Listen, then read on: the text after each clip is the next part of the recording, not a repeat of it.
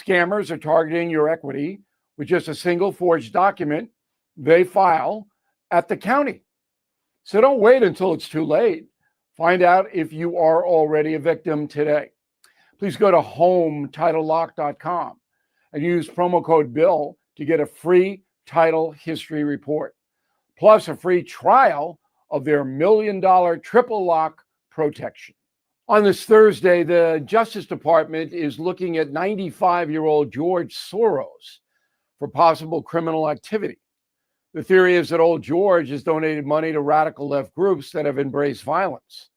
If charged, Soros could potentially face RICO statutes that he funded criminal enterprises. The Soros lawyers, of course, deny all wrongdoing, and this would be a very difficult case to prove. But George has powerful enemies in Washington right now. Born in Hungary, Soros is an American citizen. Estimated wealth stands at about $7.5 billion, according to Forbes magazine. Over the years, the financier has given away an estimated $15 billion, mainly to far-left groups. He donated $500,000 to help Joe Biden get elected president, the largest amount Biden has ever received. To be fair, the record shows that George Soros has also given substantial money to children's charities. The political Soros money has done substantial damage to America. He's funded radical DAs like Kim Foxx in Chicago, Larry Krasner in Philadelphia, George Gascon in Los Angeles. These people have allowed violent crime to surge. I've been reporting on Soros for 3 decades. Still can't figure out why he wants soft on crime policies as well as anti-capitalist politicians. But he does, no question. However, that's not a crime, but a criminal referral will hurt him. Will it happen? Good chance. Back in a moment. What happens when flu season hits and your medicine cabinet is empty? Don't get caught off guard. All Family Pharmacy makes it simple to prepare. If you want to be proactive with your health, this is the pharmacy for you. Stock up now on Tamiflu, antibiotics, antivirals, ivermectin, immune support, and much more. Delivered fast with a doctor's prescription included. Visit All Family Pharmacy, one word, allfamilypharmacy.com/Bill. Use promo code BILL to save 10%. That is the Morning O'Reilly Update. More analysis later on. From the Michael's Flooring Outlet Weather Center. It's early October, but with a summer feel. High temperatures running 10 to 15 degrees warmer than normal right on through the weekend. So for today, 88 and partly cloudy this afternoon. Now, most of us will stay dry, but we'll watch for an isolated shower or two to pop up this afternoon into this evening. That would be a welcome sight. Mild lows in the low to mid 60s early Friday, and then right back up to 88 again tomorrow afternoon. From the First Alert 4 Weather Center, I'm meteorologist Matt Chambers. Let's get moving, St. Louis. This is Mike Ferguson in the morning on News Talk STL. Okay, what do you make of the shutdown drama at this point? Yeah, we've got an update for you, but I'm sure you noticed yesterday, the media wants everybody to freak out over this. I'm just not freaking out. And again, that's kind of the point. The more we see these parts of the federal government being shut down and not noticing it in our regular lives, the more we realize we need much smaller government. Maybe Doge was onto something there. Now, at some point, look for bureaucrats in the deep state to try to start shutting down stuff that we actually do need, but we'll see how that goes. Hey, good morning. Mike Ferguson here. Appreciate you making News Talk STL part of the day. We had a really good conversation with one of the guys running for governor in Illinois. I'll get to that in just a minute. Sometimes just the headline is enough. But I'm going to tell you this story in just a little bit. Get this. I found this on Channel 4's website. Lincoln County man drinks in court, bites bailiff during arrest. And you may be thinking, what in the heck happened? Yeah, I'm going to give you the rest of the story in just a little bit. Oh, good God. What a great headline there. All right. Anyway, Illinois, obviously struggling under far left policies of J.B. Pritzker and the left-wing majority in the assembly. And Ted Dabrowski. He is one of the Republicans running for governor. He, for a long time, ran the conservative Wirepoint's newswire service, and he's stepped out of the private sector, and now he's running for governor to enact some change. He's not the only candidate, but he's up and running, and he was on Wednesday's program with us. And here's what Ted had to say as far as what needs to change when it comes to undoing the damage J.B. Pritzker is doing. Next year, Illinoisans have a chance to send J.B. Pritzker packing, and Ted's wanting to be the guy that helps him do that. So, Ted, great to chat with you again. Let me start there, because it's one thing to have a legitimate discussion over what's the role of federal law enforcement versus local and all that sort of thing. And so that's fair. I think when we're talking about federal immigration laws, I think federal law enforcement has a role. But what do you make of the governor of the state saying things like, I've never called for disruption and protest before, but now I'm doing it, which he literally did. Go up to them and record and narrate and put it on social media, demand their badge numbers, demand their names, basically saying, do everything you can to obstruct the work of the federal law enforcement. So talk about that tactic and what he's adding to the situation and what we should be expecting from a governor instead. Yeah, it's extreme behavior. Good morning, guys, by the way. It's extreme behavior. You won't see this in the country except for maybe, Newsom and somebody like that. You look at places like Indiana, like Florida, they fully cooperate. Local law enforcement is mandated to cooperate with federal authorities. So we're on the other extreme. We're extremists. And what makes it worse is that Governor Pritzker is basically doxing these ICE law enforcement officers. He's putting them at risk. He's inciting agitators. He's fomenting a really bad behavior. And I can't believe that we have a governor like that. Now, you can have whatever view you have of immigration. And my parents were both immigrants, by the way. My mom from Ecuador, my mom from Poland. So I really cherish immigrants.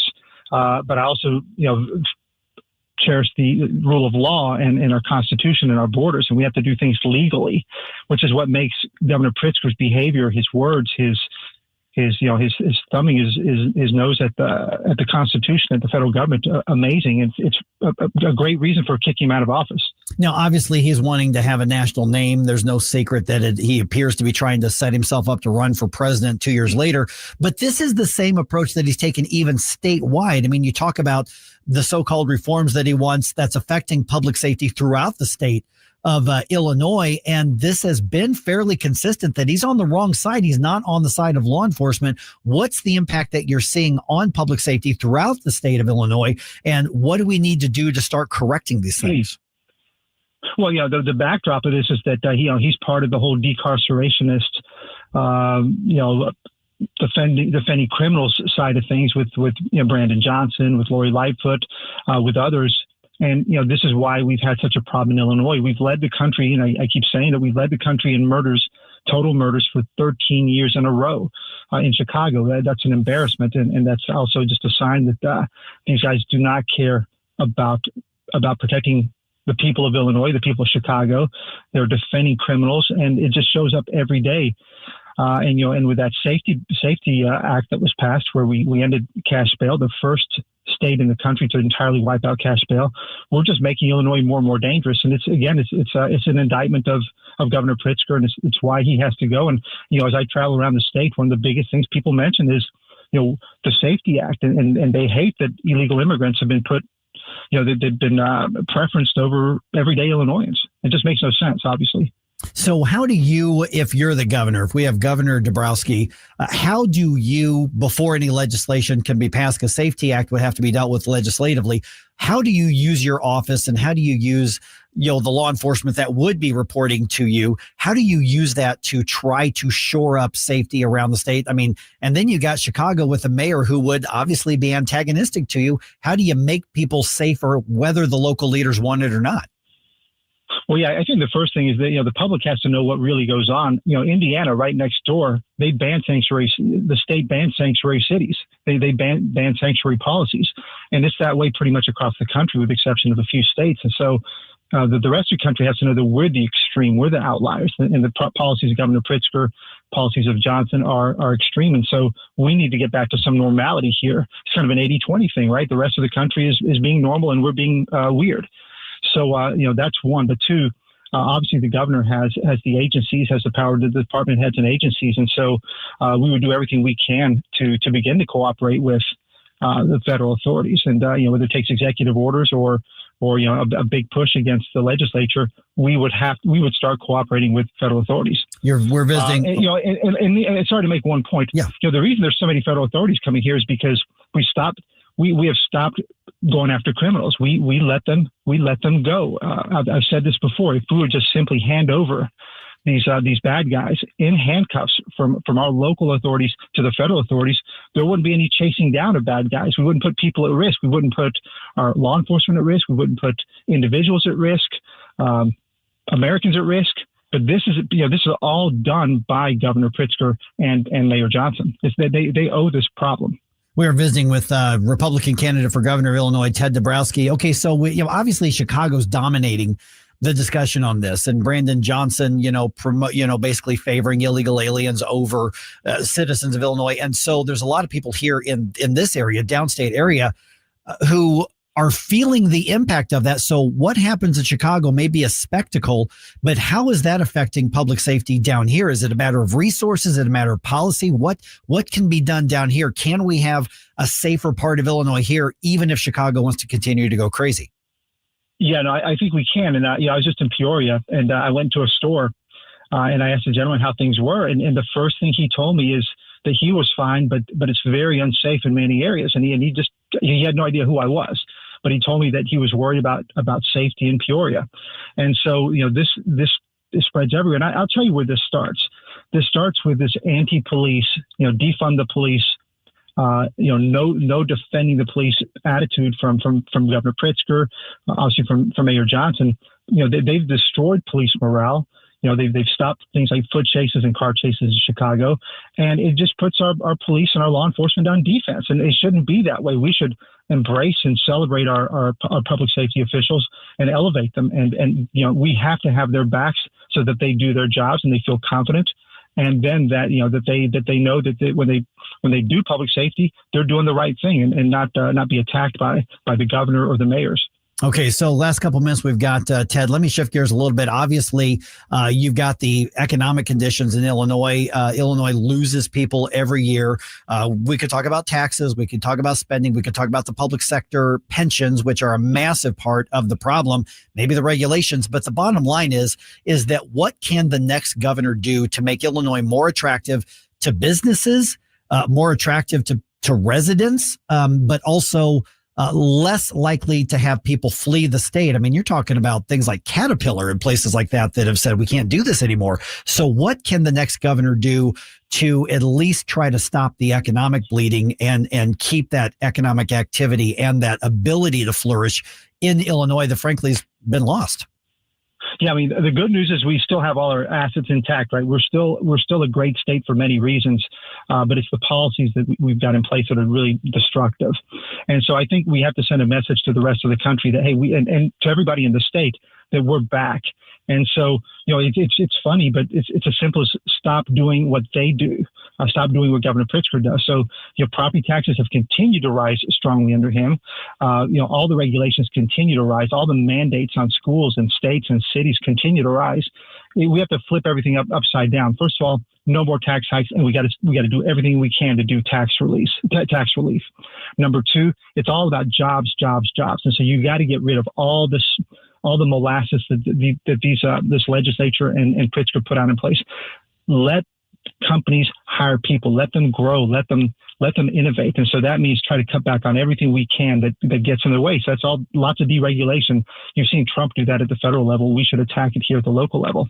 And most importantly, after that is schools. We have to obsess about literacy in places like Decatur and Peoria and Rockford and Waukegan. Our kids aren't taught to read anymore. We're spending tons of money, massive tax hikes in property taxes, and they don't teach the kids to read. So we can't have a successful workforce. We can't have a great republic.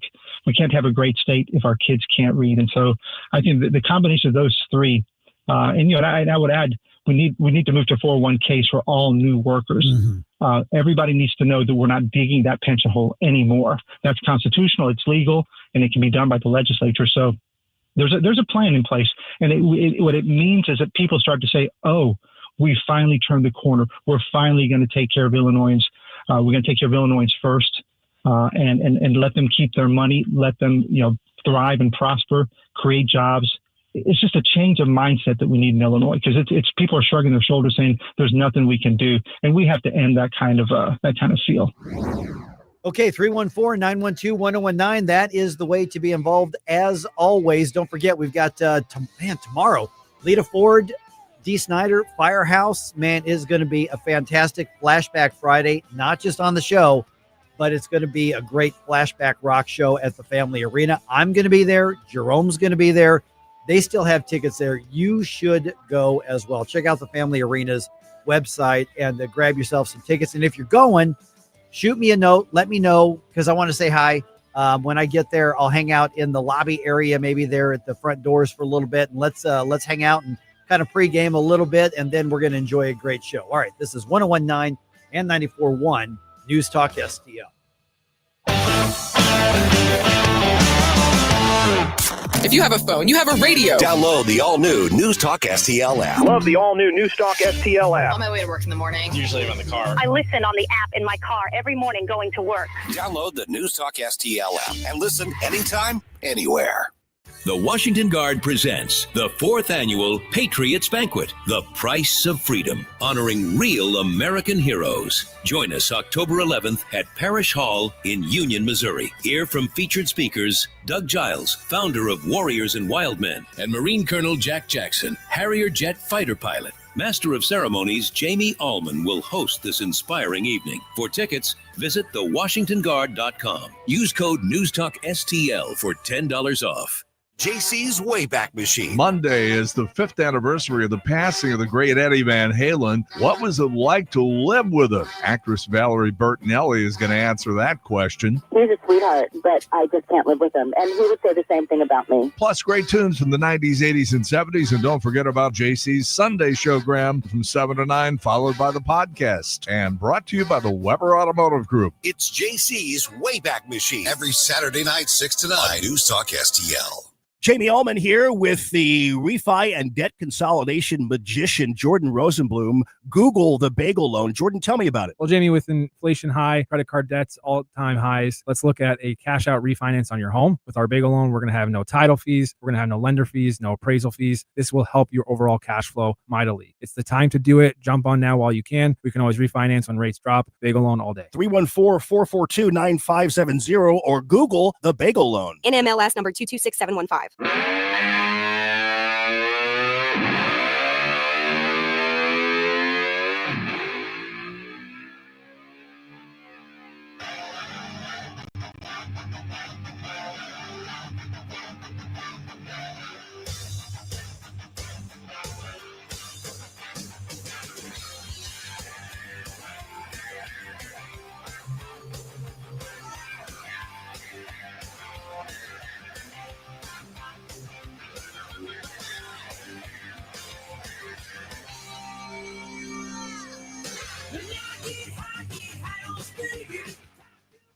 Up St. Louis, it's Mike Ferguson in the morning.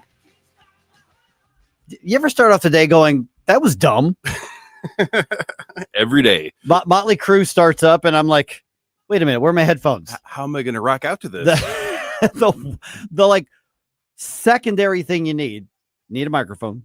Yes. And you need the headphones. Nothing. Yeah, on your end, that's really all you need. That's like the first thing I do when I come in is I put my headphones here. I don't know what was wrong with me here. All right. You haven't had your coffee yet. That's true. That is true. I did forget to. I'll do that in the next segment here. Okay. I really don't do a lot of like crime and courtroom drama, real crime type of stuff. I that's just, it's not what we generally have it kind of gravitate towards. But we've got one in the region I just feel like I need to tell everybody about.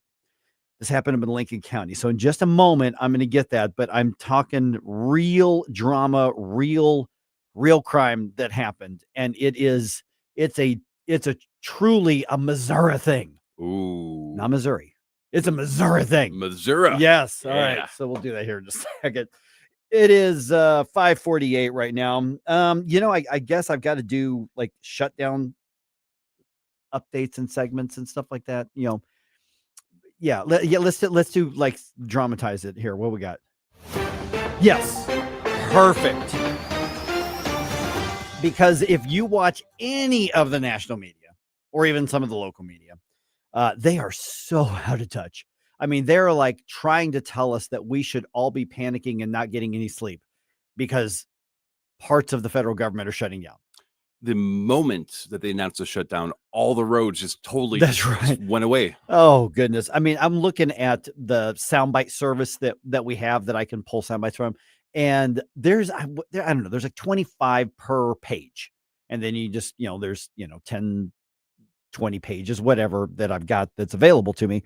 And I would say of each 25 or so options I have on each of those pages, at least a dozen of those are shutdown related right now.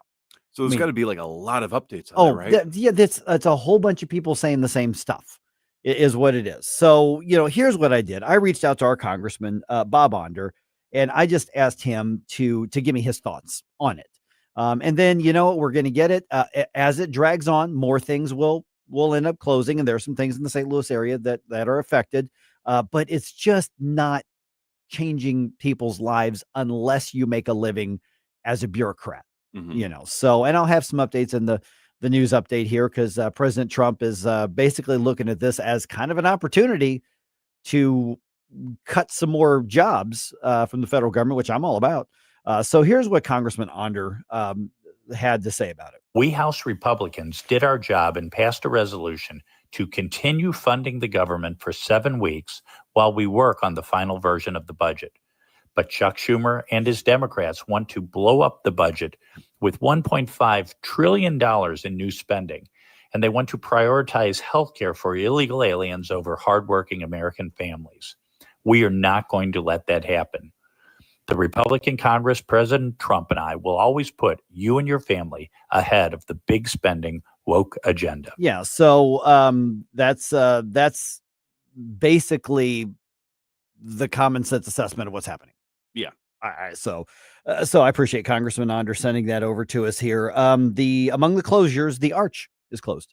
Oh, yeah. I mean, not the grounds. You can walk around the Arch grounds, but you can't go up in it. And there's the museum down in the bottom of it. So all of that is closed because that is federal parks. And they just boarded it right up. They just locked the doors. But that happens anytime there's a shutdown. So small price to pay, I think, on this. I am not worried about it. And of course, some local media went out, was interviewing people who are touristing in the area and getting their disappointment, which, that's a valid news story. I'm not going to fault them for that. It is a local angle to the national story, but so far like that, the old courthouse in downtown St. Louis, I mean, people enjoy these things, but they're not huge. Well, the Arch is an attraction, but it's not something that is going to really change the already death spiraling St. Louis economy. Yeah, I would say the Arch being closed is probably among the bottom rung of things affecting people's lives now. Right. Yeah, exactly. It is. So, I don't think that's symbolic. I mean, that's a non-essential thing. I mean, it's a tourist thing. So you can still look at it. It's pretty cool from the outside. Yeah, absolutely. Drove by it again last night for my baseball game. So, all right, 5:52. And by the way, have you noticed that in St. Louis, you've lived here long enough now, you know that no matter how long somebody has lived in St. Louis, no matter where they are in town, if they visually see the Arch, oh, hey, look, there's the Arch. Yeah. That they will say they could have lived here for 80 years and they will get up on top of Clayton Road. They're getting on the highway and they go, oh, look, there's the Arch. Yeah, and all the years I've been here, I that's one of the things that just cracks me up to this day. I thought that I was just hanging out with some weird individuals. Turns out that that's an actual Missouri thing. I mean, maybe you were with some weird individuals, but that's a St. Louis thing. It's like, where'd you go to high school? And then, oh, look, there's the Arch. Also, like you're on 64. It's like, the Checker Dome used to be right there. That's where the dome was. Yeah. Oh my goodness. All right. I shouldn't laugh, but oh my gosh, this headline. I saw this on KMOV. Lincoln County man drinks in court, bites bailiff during arrest. I'm sorry about the bailiff. But if that's not Missouri right there, I don't know what is. So we have our very own Florida man. Here is the ballad of Billy Davis. Ooh. Here's how it goes. So in Lincoln County, he had 2 active warrants for, you're going to be shocked, alcohol-related offenses. Wow. Yeah. And so he snuck the booze into court and was getting sauced in the courthouse. And then ended up scuffling with, I'm assuming, a sheriff's deputy who was doing security there, and ended up biting the bailiff. I don't think you're allowed to do that. No, that's against the rules, Billy. You can't do that. So this happened just this past week. He entered a courtroom at the Lincoln County Justice Center, and an officer reported that Davis smelled of alcohol and was acting in a belligerent manner there in the building. So the corporal was watching Davis while he was in court. These are all according to the court documents. Davis kept interrupting the court as he was trying to proceed with the case. And the deputy told Davis, respect the court, knock it off. And apparently Billy Davis was given multiple warnings on this. The fact that you get multiple warnings is a little unusual because they don't listen in that courtroom. That judge is God. Yeah. That their rules, period, that, they hold your immediate fate in their hands. And so the corporal, a corporal from the, I'm assuming, sheriff's department there, saw Billy Davis start drinking from a bottle that contained an orange liquid. Now, what are you going to get boozy with an orange liquid? I don't know what that would be, unless you're just putting some vodka in orange juice or something like that. Yeah, I would assume which would taste disgusting. But yeah, that has to be it. Yeah, I don't know what it would be. But he asked Billy Davis if he'd been drinking, saying that Davis was swaying and had glassy eyes. And then after being asked, Davis took what's described as a fighting stance against the law enforcement officer in the court, telling the corporal, none your business. It kind of is their business. It kind of is. Yeah, it kind of is. And so they tried to remove him, saying, hey, let's go talk over here. And then Billy Davis stood the ground, man. You ain't taking me anywhere. And so they decided to move him, and all hell broke loose. And the deputy got bit on the right hand while he was being arrested for showing up to court while boozy, including bringing booze into the courtroom. I mean, I kind of have to respect how bold he is, but that's not the legal approach I would have taken. No. I mean, we're going to talk to Susie more here in a little bit, who is an attorney. And while she has, I don't believe, done criminal law, I'm pretty sure that she would confidently say, don't show up to court drunk on your alcohol related charges. And probably it's a bad idea. You do you, but don't bite the bailiffs. Yeah, I can't imagine that being a high IQ legal defense maneuver. No, exactly. So let's see here. Pretty much the hand to arm there. And the bite mark on the officer's arm was about 1.75 inches long, but he did not break the skin. So if he's a vampire, the didn't work. The deputy is okay here. So they said while Davis was in a holding cell, he would, and I'm quoting, sit on the floor and flail his bodies so that officers could not search his pockets. Wow. That'll teach him. The Ballad of Billy Davis in Lincoln County.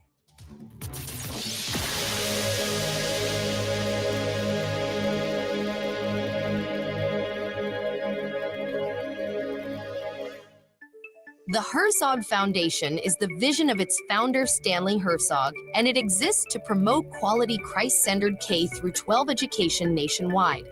Hi, this is Chris Stegall with the Herzog Foundation.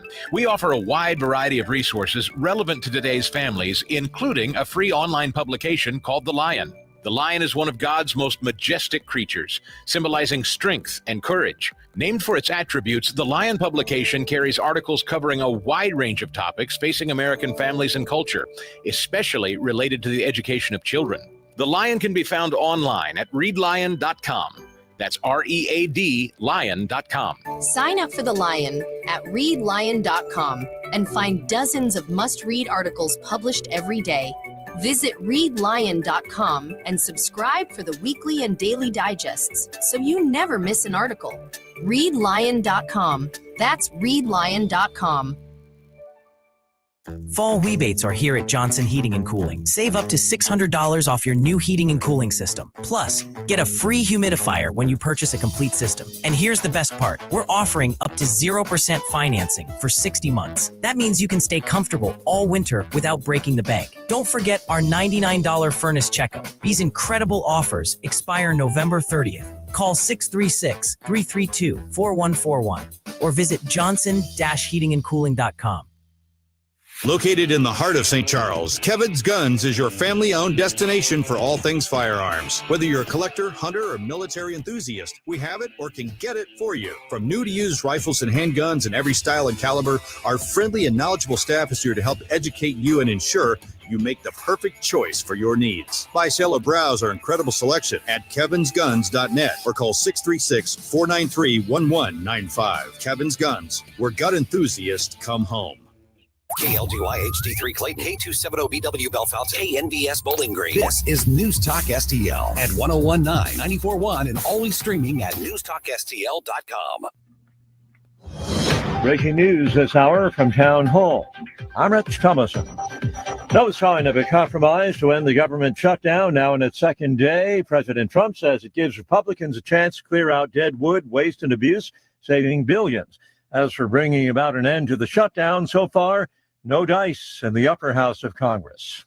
In a repeat performance of Tuesday night's votes, the Senate on Wednesday rejected measures aimed at temporarily funding the government to allow more time for negotiations. The next opportunity for a vote is Friday, when the Senate returns from a break for the Jewish holiday of Yom Kippur. Both parties are blaming each other for the impasse, which has furloughed hundreds of thousands of federal workers and closed many government services. Greg Clugston, Washington. Two Delta Airlines regional jets collided on the taxiway at LaGuardia Airport in New York last night. One person injured. The wing of an aircraft preparing to take off for Roanoke, Virginia, hit the fuselage of an aircraft that was arriving from Charlotte, North Carolina. Defense Secretary Hegseth, Attorney General Bondi, and White House Deputy Chief of Staff Miller have visited Memphis to meet with federal agents that are forming a crime-fighting task force there. Attorney General Bondi says via social media that the Memphis Safe Task Force made more than 50 arrests over a 2-day period. The agents include personnel from immigration and drug enforcement. They've begun serving criminal arrest warrants while teaming with state agencies on traffic stops. Correspondent Andrew Stewart. In the UK, authorities in Greater Manchester believe the suspect in a stabbing and car ramming incident at a synagogue is dead. Police report 4 people injured when a car was driven into a crowd and a man was stabbed outside the synagogue. This attack happened on Yom Kippur, the holiest day in the Jewish calendar. On Wall Street, Dow futures down 36, townhall.com. The Federal Reserve just cut interest rates, and that could be big news for the price of physical gold and silver. That's why Advantage Gold invites you to call 800-741-GOLD. Call now and you'll get your free gold and silver information kit, and you could qualify for up to $10,000 in free gold and silver with your IRA or 401k rollover. Advantage Gold has been ranked the #1 gold company in America for the last 10 years. And with the U.S. dollar facing serious devaluation, now is the time to act. We've partnered with former IMF chief economist Kenneth Rogoff. And when you call 800-741-GOLD, you'll also receive his best-selling book, Our Dollar, Your Problem, absolutely free. Gold and silver are real, tangible assets that have protected wealth for centuries. Advantage Gold helps you move your IRA or 401k into physical precious metals, tax-free and penalty-free. Consult your financial advisor before investing. Call 800-741-4653 now. That's 800-741. From the Michaels Flooring Outlet Weather Center. It's early October, but with a summer feel. High temperatures running 10 to 15 degrees warmer than normal right on through the weekend.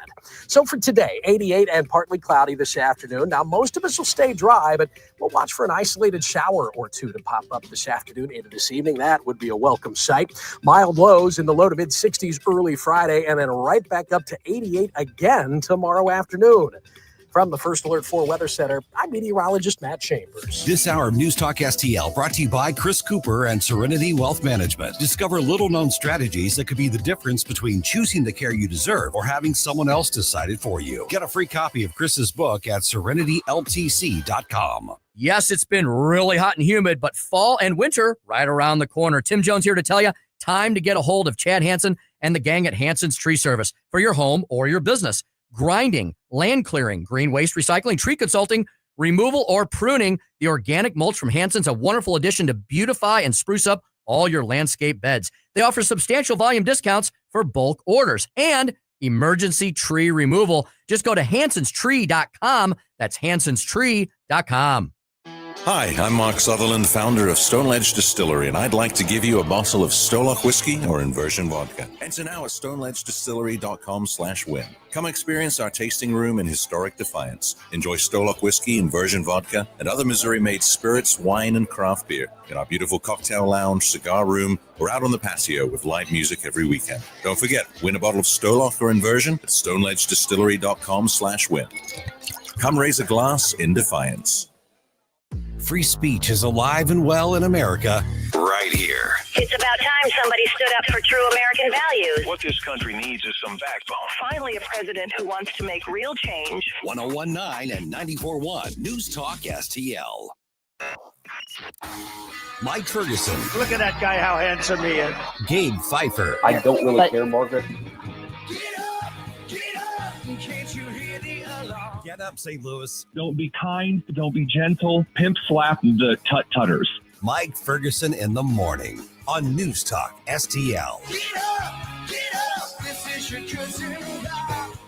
Okay, I'm a media guy, so I guess I'm supposed to do this. The government is still shut down. Oh my gosh. I mean, not most of it. Just enough to make Democrats and the media hyperventilate.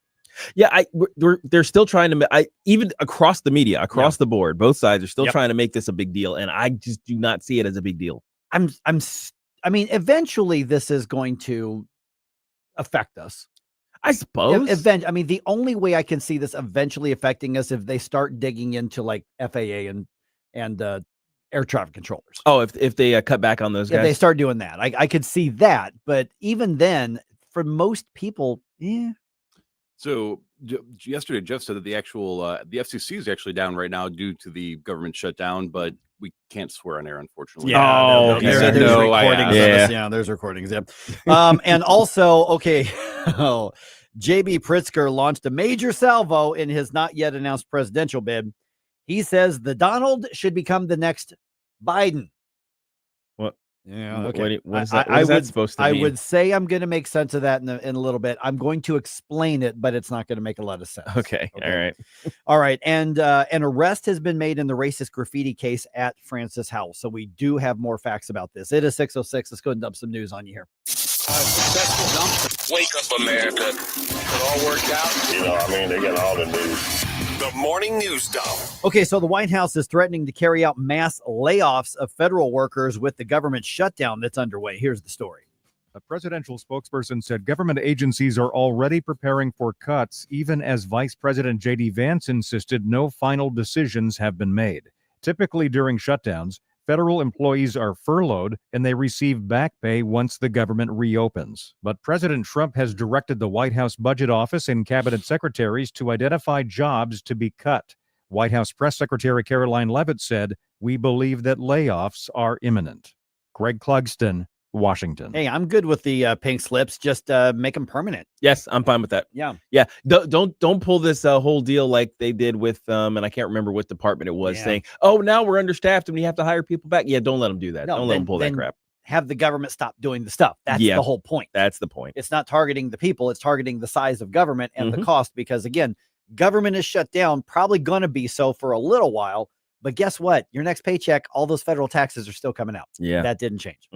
All right. And Hakeem Jeffries, House Democratic leader, says the Democrats are not budging on the whole healthcare spending thing. House Democrats and Senate Democrats remain consistent and in lockstep in defense of the healthcare of the American people And that's not going to change. He said lockstep. Okay. Yeah. Well, and also apparently this fight is over healthcare. I keep trying to figure out what it is because a CR, and this is actually about as clean of a CR as you're going to get, is just about continuing what the last budget was. Correct. And the last budget they actually passed was a Biden administration budget. Okay, so then I'm racking my brain. What is it they're actually fighting for? And come to find out, at least but from what I'm hearing, they just want healthcare for illegals. Is that right? Well, I mean, that's going to be part of it. For instance, Senator Mark Wayne Mullen was on the Ingram Angle last night on Fox News, and he was asked about that. And here's how he describes it. They're wanting to strip all the one big beautiful bill language out that cut the waste, fraud, and abuse, which is one of them cutting the millions of illegals from getting those subsidies. They want to reinstate that. And they say that's not what it's about, but it literally strikes it line for line. Okay, and then they're arguing that they want to go back to the old set of spending and rules that allowed illegal aliens to access federal health care. Right. And the Democrats are going, no, that's not true. We're not doing that. So you got Republicans saying they're doing it, Democrats saying they're not. Right. And Republicans are saying, here's the language. Here's the, so if that's Republicans come with the receipts. So Republicans, you got a backbone right now. Let's see if you can keep it. Please that's do. what I want to see. All right. Illinois Governor J.B. Pritzker, not just opposing President Trump's policies and actions, he's actually calling for Donald Trump to be removed from office. Oh, it appears that Donald Trump, not only has dementia set in, but he's copying tactics of Vladimir Putin. Okay. So the governor also went on to say that the 25th Amendment should be invoked to remove Donald Trump from office. Bro, really? Yeah. Are we really doing this? Yeah. All right, JB. I've got the whole in context quote here in just a little bit, but he's calling for the 25th. Man, should he be impeached for his diabetes? I'm just a spoiler alert, and I don't mean to kill all the drama that's building on this, but the Republican Congress is not going to even think about entertaining the 25th Amendment to remove the guy who was just elected in a landslide electorally. Yeah. There's no upside for the Republicans, and calling for it is stupid. My goodness! Just even on the face of it, even if you were just going to play the political games, probably now is not the time. It's too soon. It's too soon. But there's a bunch of Democratic primary and caucus voters who are like, "Yeah, that guy's bold." So yeah, let's talk to Susie more about that around 7:05. Okay, police have arrested a school janitor in connection with that racist graffiti found at Francis Howell High School about a week and a half ago. Tyler A. Carter is charged with first-degree institutional vandalism and harassment motivated by discrimination. So he's accused of writing racist and sexually explicit graffiti in multiple bathrooms and classrooms. Police say he has admitted to the actions, and he admits that he targeted Black students with the messaging. All right, so this is one of those that's a it really is true. It really was what it was. Yep. Was what it was. Now it's kind of sad that literally today is National Custodial Workers Recognition Day. Is it really? Yeah. Well, he's not going to get a card. I don't think he's getting a card this year. Hallmark doesn't have the happy racist, sexist janitor dude day. I don't Maybe think they do. They got one for everything else. I don't think he's anybody's favorite janitor. No, I don't think so. Getting that feeling. Like, what job is he going to do in jail? I know what he's qualified for. I know what he's qualified for. Try that with the guys in jail. See how that goes. All right. Jane Goodall has died. Oh, no. Yeah. The environmental activist, probably I would say best known for her study of chimpanzees, died at the age of 91 on Wednesday. Wow. Yeah. And this wasn't a chimp-related death, was No. it? Okay. She was just she was 91 years old, died of natural causes. That's good. So I mean, she was back in the 70s and 80s. So famous. Hugely famous. And probably has a lot of impact that you see today on interest in zoos. Yes. And animal research. Absolutely. And probably all those Instagram videos that you see with the chimps, Kiki, the baby chimp. Yeah. Everybody loves the chimps now. Everybody loves that, especially Kiki, the little baby chimp. All right. And speaking of zoos, the zoo here in St. Louis has a new resident. And he is a tough guy that you do not want to mess with. Okay. Nope. For the first time in over 12 years, the St. Louis Zoo is now home to a Komodo dragon. Oh, awesome. Yes. Those are great. Yes. Charlie is his name. and he was moved here from the Bronx Zoo. He's going to be visible at the new Komodo habitat on October 20th. For the meantime, between now and then, he's basically getting acclimated to his new environment. But eventually they're going to have a little small Komodo community. Right. Now, Komodo dragon is, as far as I'm concerned, are, along with crocodiles and alligators, are kind of like the leftover dinosaurs to me. Well, I mean, it's basically, this is a dinosaur. Yeah. I mean, they're very, very, very large and mean lizard creatures that still roam the earth, and you should be afraid of them. Yes. So potential not today Satan story. Potential not today Satan story wrapped up. I'm just going to keep an eye on our Komodo dragon. That's right. So Charlie, remember Charlie the dragon. Charlie, by the way, a Komodo dragon, a good sized one, can eat like a baby deer whole. Yes. Like they just swallow them. Yes. Bones and all. And the thing is like, they're not venomous, but if they bite you, you're basically going to die. Even if you get away, because of how toxic and infectious their bite is. Yeah, their saliva is terrible. I still want to pet it. I'd pet it. Nice knowing you.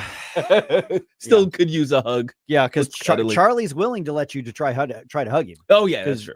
If they're cold, or if you're cold, they're cold. Right. Let them in. Let them in the house. That's right. All right.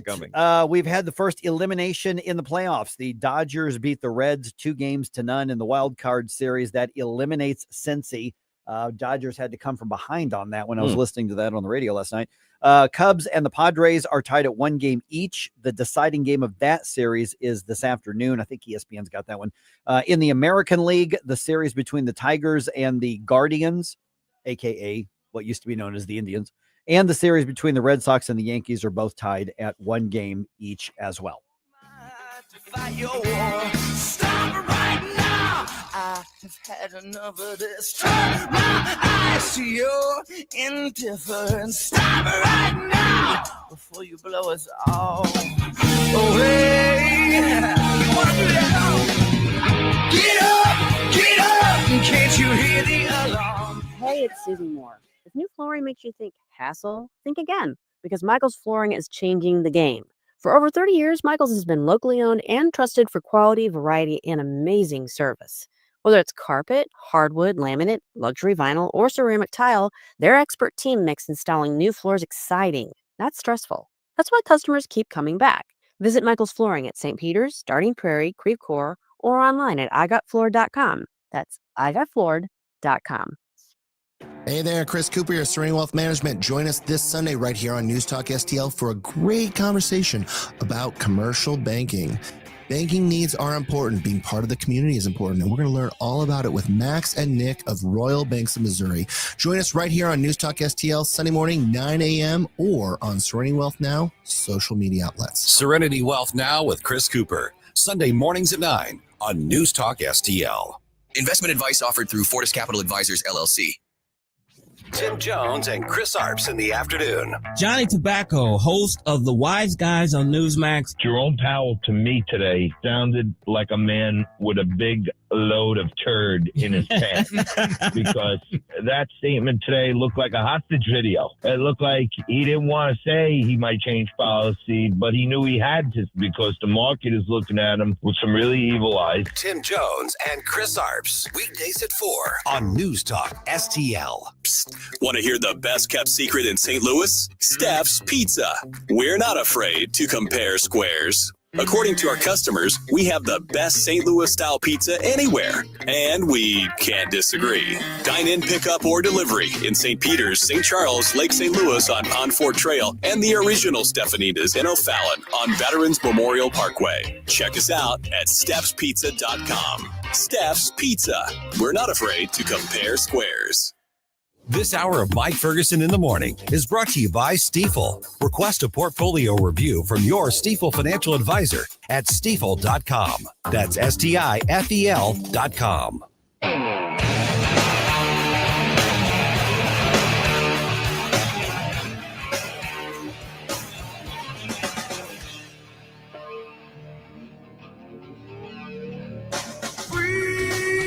Hi, it's Randy Tobler here.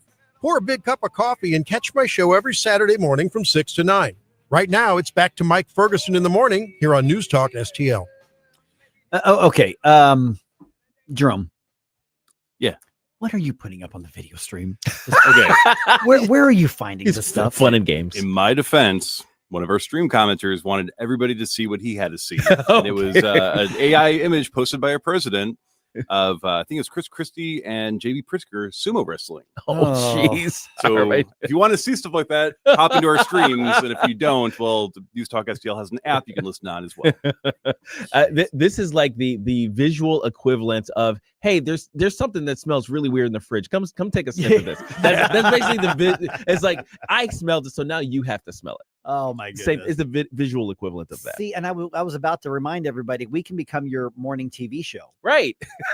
By just going to the Rumble or the YouTube app on your smart TV and then just finding News Talk STL or Mike Ferguson in the morning on YouTube. Mhm. But the problem is that you might end up seeing Chris Christie and JB Pritzker sumo wrestling with an AI video. It was very important news.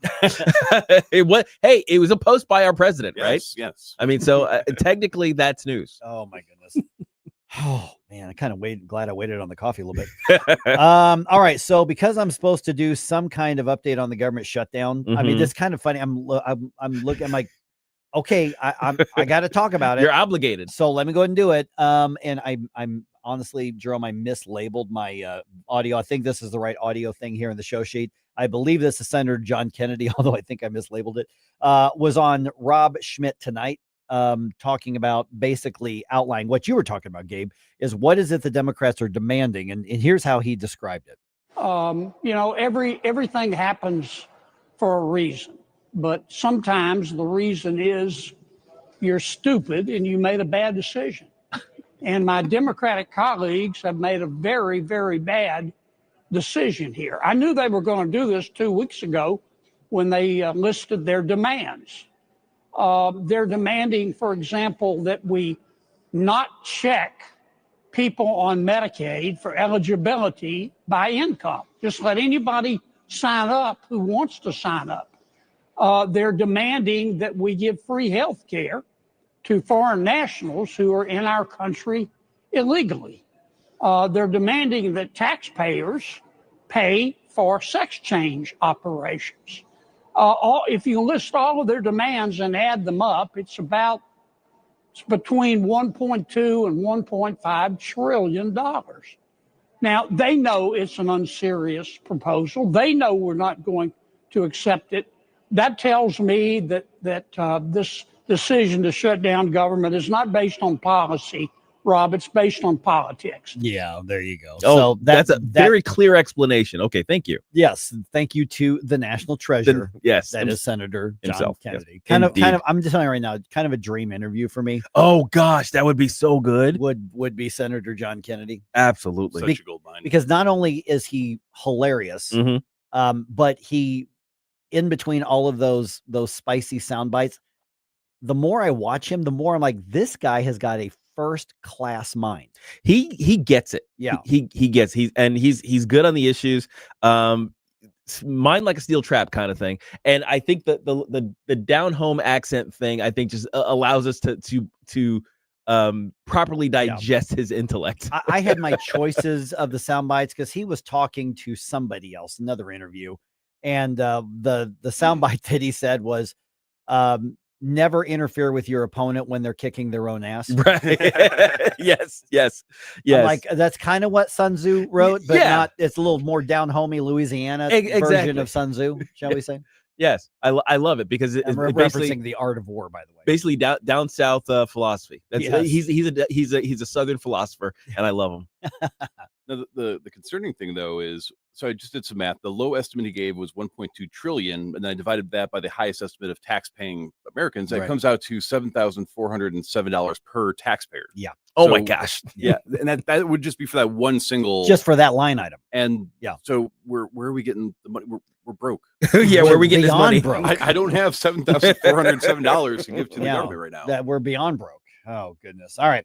6:22 right now. Okay. So I want to talk with Susie more about this in more depth, but because people are kind of starting to buzz about this, the soundbite is making the rounds here. Governor JB Pritzker, he is calling for the 25th Amendment to be invoked to remove Donald Trump from office. Like for real. Yeah. So here's the extent. I mean, here's the whole context of what he said at this press conference. So I want to make sure that, I grabbed a spicy soundbite from it, but no, it's in context. Here's what he said when you put it, when you pull out and see the bigger thing here, which you kind of have to, JB Pritzker. But here's what he said. It appears that Donald Trump, not only has dementia set in, but he's copying tactics of Vladimir Putin, sending troops into cities, thinking that that's some sort of proving ground for war, or that indeed there's some sort of internal war going on in the United States, is just, frankly, inane. And I'm concerned for his health.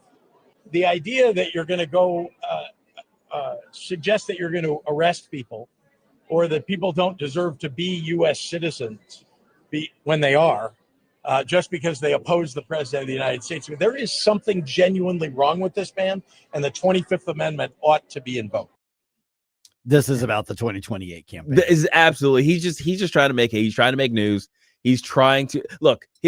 If you walk into a room full of leftists and you say impeach the president, you're gonna suddenly there's going to be cheering and clapping, and everybody's going to look at you. Now, of course, if you stand in front of a bank of microphones from the media, who are a bunch of leftists, you're going to get exactly the same kind of attention. Listen, we have debated the use of the military in U.S. cities here. That is, I probably for different reasons, JB Pritzker, I've got some issues with this as well. Mm-hmm. So that's a fair debate, but basically saying, well, he's clearly got dementia, we got to do the 25th Amendment. So basically somebody in his inner circle are like, you know what?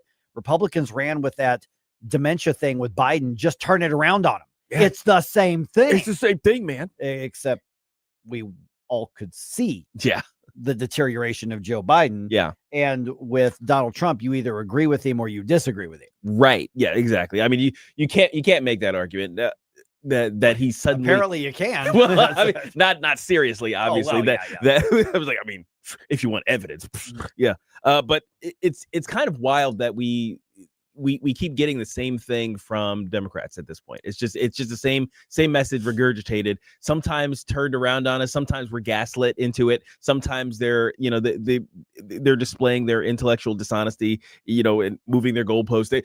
They're doing all of the psychological narcissist things that we expect. That is like, if you meet a person who does all the things that Democrats do on a regular basis, you would probably not want to be friends with that person and not trust them at all. So I'm just like, why are we still even entertaining that this is a serious party at this point? Yeah, but that was aimed more at primary and caucus voters, Democratic primary and caucus voters. Oh, sure. In the 2028 race. That's true. I think you're right. Because this early, this soon out, it's all about, you're going to run as far to whatever side as you can, because you want the primary voters. Primary voters are always going to be the most extreme part of whatever party that we're talking. Yeah. I mean, by extreme, I mean they are the most active, the most engaged. Mm-hmm. They're the ones who are listening right now. Yeah. Because certainly the middle that you need to win a general election aren't even paying attention right now. Not during the primary. Right. Caucus. I mean, generally speaking, I think more people are engaging now because we're all being told the world's going to end and both sides are at war with you and you got to pick a team. And so I think there are people who are being kind of forced into it. They're being drafted into the war, whether they want to be or not. That's true.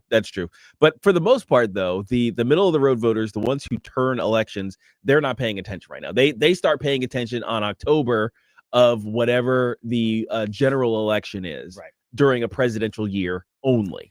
Yeah, see, that's a really good point, because we would be surprised, those of us who do this for a living and we're engaged and we're involved. There are a lot of people out there that you ask them about Gavin Newsom or Donald Trump or JB Pritzker, where everybody who's really engaged has an incredibly strong opinion one way or the other. Yep. And an almost unshakable opinion, basically. And all those people you're just describing, those people are like, oh, they're okay. Yeah. And I don't know that much about them. How can you not be enraged? Right. Like, my kid's got soccer practice. I mean, and that's who we have to talk to. And that's who we have to not come across as, hyperactive, rage machines. Yes. But you're supposed to be outraged and scared. And they're like, my mortgage is getting paid. I mean, yeah, the groceries are more expensive. It kind of sucks, but they're not living and breathing politics. And sometimes I'm kind of jealous of them. Yeah. And that's the frustrating thing, is that you have a large portion of the country that just cannot, I don't think it's that they're unwilling to. I just think they are incapable of having intellectual discussions about things, because they like things that already validate what they want to be true. Oh, totally. And it's sad that they want it to be true, that things are horrible and bad and worse than they are. Not that everything's perfect, but at the same time, how do you even convince them otherwise? Because the moment somebody else feeds them something that validates that sort of fear, it's like, I don't know. It must be miserable existence. Well, you've got that. Yeah, I would think. And then you've also got, like, Gabe, what you're saying is people who are like, I'll check in before the election. I'll do my civic duty and vote, but they aren't living and breathing the politics, even when things are affecting them. They know what's going on in the news, and they're like, yeah, I disagree with that, and it's not that they can't be animated to action. It's just that that's not their default position, like so many of us. Right. Yeah. I mean, it would be nice if we had an informed electorate that at least was conversant in the different ideologies. They understood the major candidates who were going, and they have a history with them. Like they understand the history of these individuals, so they can't be gaslit later on and say, oh yeah, I never said anything like that. Oh, that wasn't my position. My position is this. And the rest of us are saying, oh no, he's got years and years of history of doing, but it's too late. Right. The election's already over. They already pulled the lever for it. And but there are a lot of those folks who because they care, but they're dispassionate until it comes to election time. Yeah. The way that you talk to them, and we're talking about like including the new Amendment 3, and we're talking about the upcoming 2026 races, the way you talk to them matters. Don't go in and demand that they be scared and outraged. You got somebody who's like, yeah, I kind of watch the news, but I got other stuff going on. Take that cue and talk to them at that level. Because if we believe we're right, then we'll win. Speaking of the electorate, our Democrats, at least the ones in the show me state here, starting to push their fringe leftist types out. There's an interesting pattern happening, and Chris Arps is going to give us his take on that at 6:35.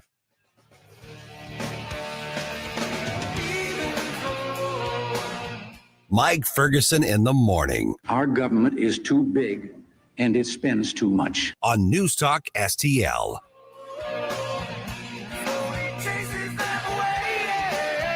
From the Michaels Flooring Outlet Weather Center. It's early October, but with a summer feel. High temperatures running 10 to 15 degrees warmer than normal right on through the weekend. So for today, 88 and partly cloudy this afternoon. Now, most of us will stay dry, but we'll watch for an isolated shower or two to pop up this afternoon into this evening. That would be a welcome sight. Mild lows in the low to mid 60s early Friday, and then right back up to 88 again tomorrow afternoon. From the First Alert 4 Weather Center, I'm meteorologist Matt Chambers. Jamie Allman here, tossing and turning over retirement worries. You're not alone. 3 out of 4 Americans share your concern about having enough saved. But here's the thing. A comfortable retirement isn't out of reach, even if you're planning for 30 or 40 years ahead. Every day, Jeff Portman from the Gemini Wealth Group helps people avoid the critical mistakes that can derail their retirement. Build your path to financial confidence. Visit GeminiWealthGroup.com or call Jeff directly at 314-888-0123. Securities and advisory services offered through LPL Financial, a registered investment advisor, member FINRA SIPC.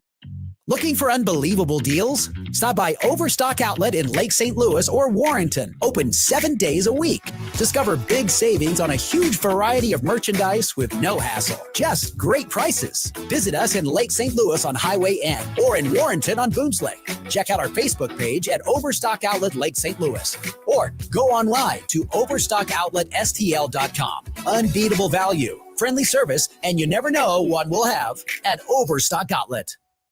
For 15 years, M&M Guns and Supplies has been St. Peter's trusted family-owned firearms destination, carrying top brands like Glock, Smith & Wesson, Ruger, Winchester, and more, plus Vortex and Loophole Optics. Need repairs, scope mounting, or bore sighting? They got you covered. Looking for something different? Check out their precision air rifles. They're one of the newest FX dealers in the region with a clean air fill station. M&M Guns on Salt River Road in St. Peters or at mmguns.com. Tim Jones and Chris Arps in the afternoon. How long will the Schumer shutdown last? We'll have Congresswoman Ann Wagner on at 4:05 for her predictions. Tim Jones and Chris Arps. Weekdays at 4 on News Talk STL.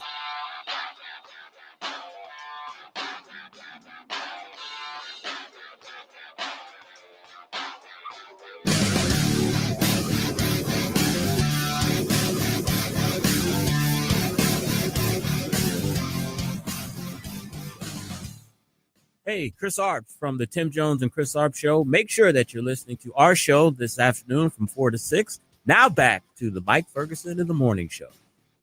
All right. Is there a pattern going on? Are the Democrats, at least around here, starting to push back against their fringe? Because, Gabe, we've talked a lot about the fringe is driving the Democratic Party and has for years. And that's the brand of the left, whether it represents everybody in the left or not, because that's who's driving the conversation. That's who's driving the policies. You can argue right now that Chuck Schumer is being Chuck Schumer because he's afraid of AOC and Rashida Tlaib and the like of that group. Absolutely. They're driving the party off a cliff by all reports. So are there are there Democrats, sometimes you can't tell the difference, are there Democrats who are now saying enough is enough?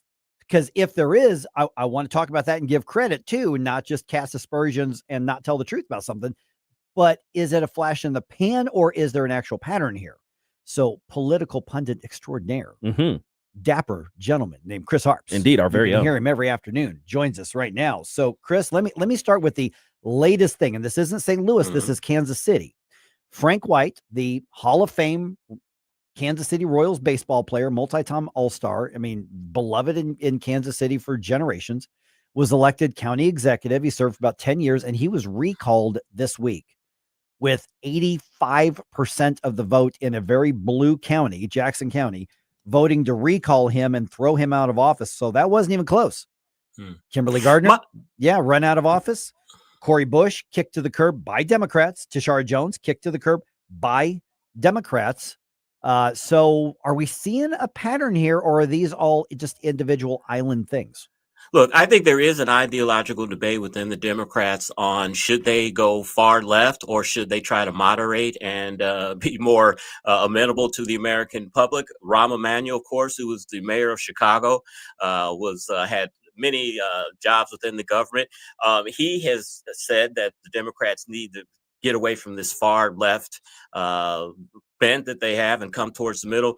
The people that you mentioned there, Tashara Jones, Cori Bush, I don't know much about Frank White except he played for the Royals and played second base with a toothpick in his mouth. That's about all that I know about him.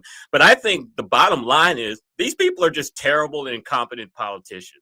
Tashara Jones, Sam Page, we see thinks that he's a king and can do whatever he wants. I don't think the Democrats as a whole are moderating. I think the instances, the examples that you cited, these are just piss poor, incompetent politicians. Oh, wow. Good morning, Chris. Gabe here. Good morning, Gabe. Good morning. Yeah, you're coming out hot right now. But I'm of the notion, and I've kind of been talking about this for a while now, that there is potential to buck the trend of losing the midterm elections to the opposing party to the president. Because of how crazy the Democrats are, and because they won't moderate, because they won't pull back from their leftist fringe, who seem to be choosing the 20 of the 80-20 issues every single time. Are you seeing that same sort of pattern? Are you willing to make a prediction on what the midterms are going to look like, just even this early out, or do you think the Democrats still have the wherewithal to sort of pull out the standard sort of a control switch that we see in the midterm? Yeah, simmer down. Look, simmer down. They them. Look, I think what you're seeing with the shutdown and everything, I think that the public is seeing that Democrats basically want to give health care to illegal aliens. They also don't want to have any type of mean testing with these Affordable Care Act enhancement tax credits. I think maybe overall, if this continues and the public sees that the Democrats are the ones shutting down the government, I think that is going to hurt them. But I do think that what's going to help the Republicans keep control of Congress more than anything is the redistricting that we're seeing around the country. You know, Missouri has picked up a seat. In Texas, I think they've added 4 more seats. They are talking about Ohio and Indiana as well, redistricting. And we talked about this yesterday on the show. President Trump has threatened to primary Governor Ayotte of New Hampshire if they don't go along with redistricting. So I think if the Republicans do keep control of Congress, I think a big part of that will be because of the redistricting efforts, which frankly is pretty smart. Now you brought up the government shutdown, and I don't know. Maybe it's just me, and it's because I don't care. But I'm wondering about the actual political consequence of a government shutdown. Is it still as big of a deal as it used to be? We talked about this yesterday on the show as well. You know, there are 2 governor's races in Virginia and in New Jersey right now. What I'm hearing from the strategists on both sides, Democrat and Republican, is it's not a big issue with the voters. They are more concerned with pocketbook issues and crime and immigration and those issues. So right now, I don't think the American public cares.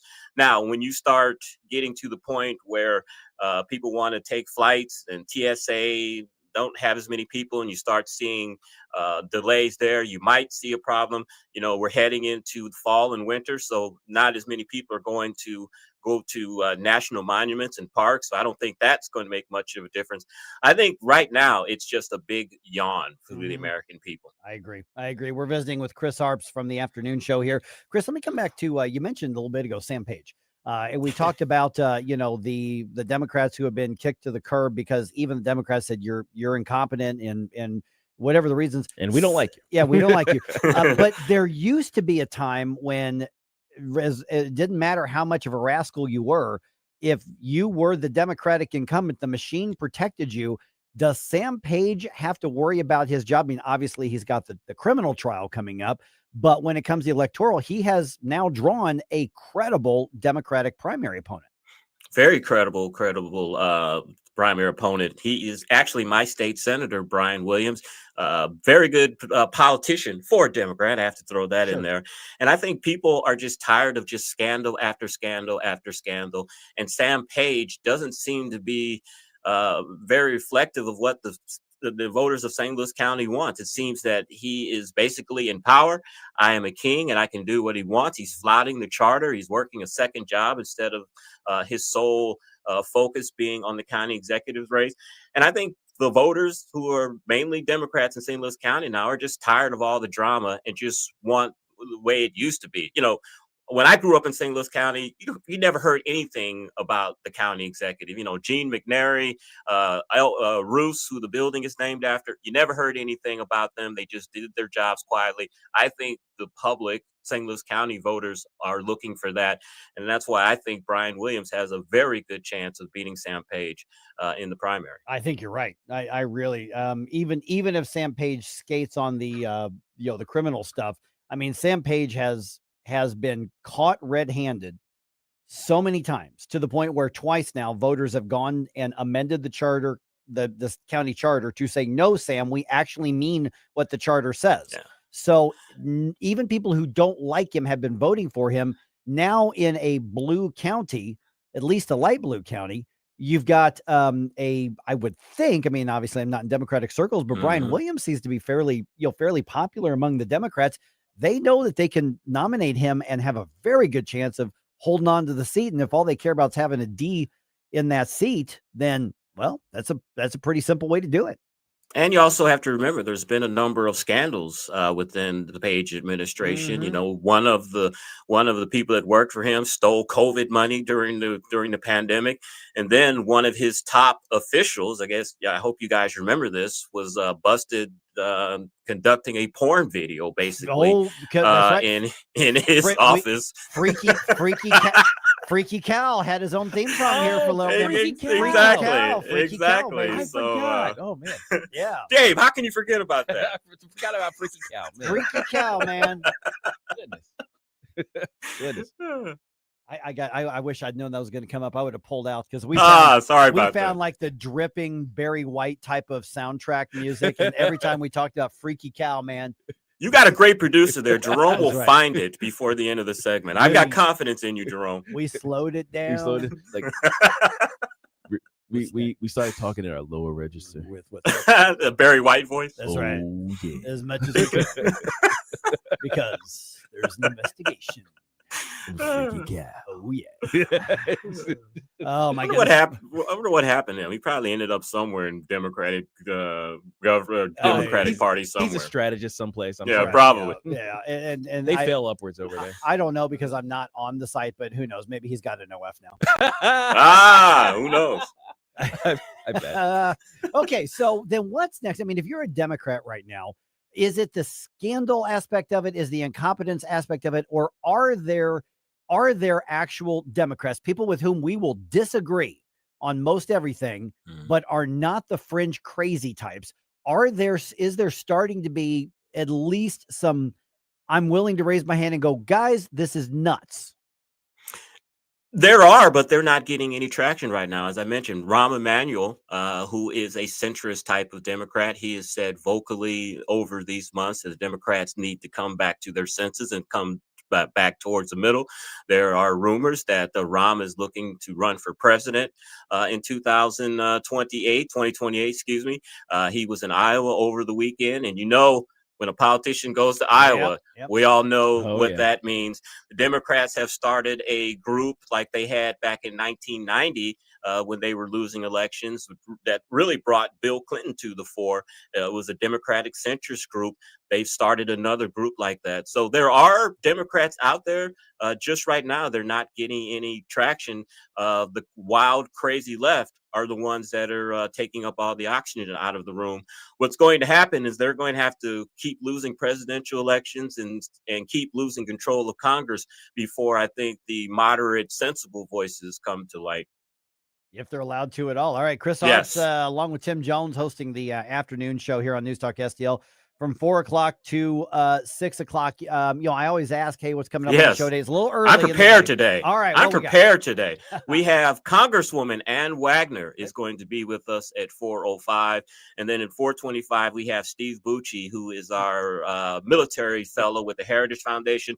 There is a lot of military news, foreign policy news. Will Hamas accept the peace deal that everyone else has accepted? We'll talk to Steve Bucci at 4:25 about that. Sounds good. We'll talk to you again soon, Chris. Thanks so much. Thank you, gentlemen. Yeah, by the way, that discussion we had with Colonel William Burner Dunn yesterday, man, Yes. that's really kind of catching. I posted that on my Twitter or my X at AVP Radio Show. That's really catching some traction. People are really interested in the changes in the military. You know what else people are really interested in? Flashback Friday. Yeah, they should. Yes. And today is the last call for 80s bump music. I want to hear the songs that you don't think got enough love when they were released back in the 80s, but still hold up today. So send them to me at Jerome at NewsTalkSTL.com.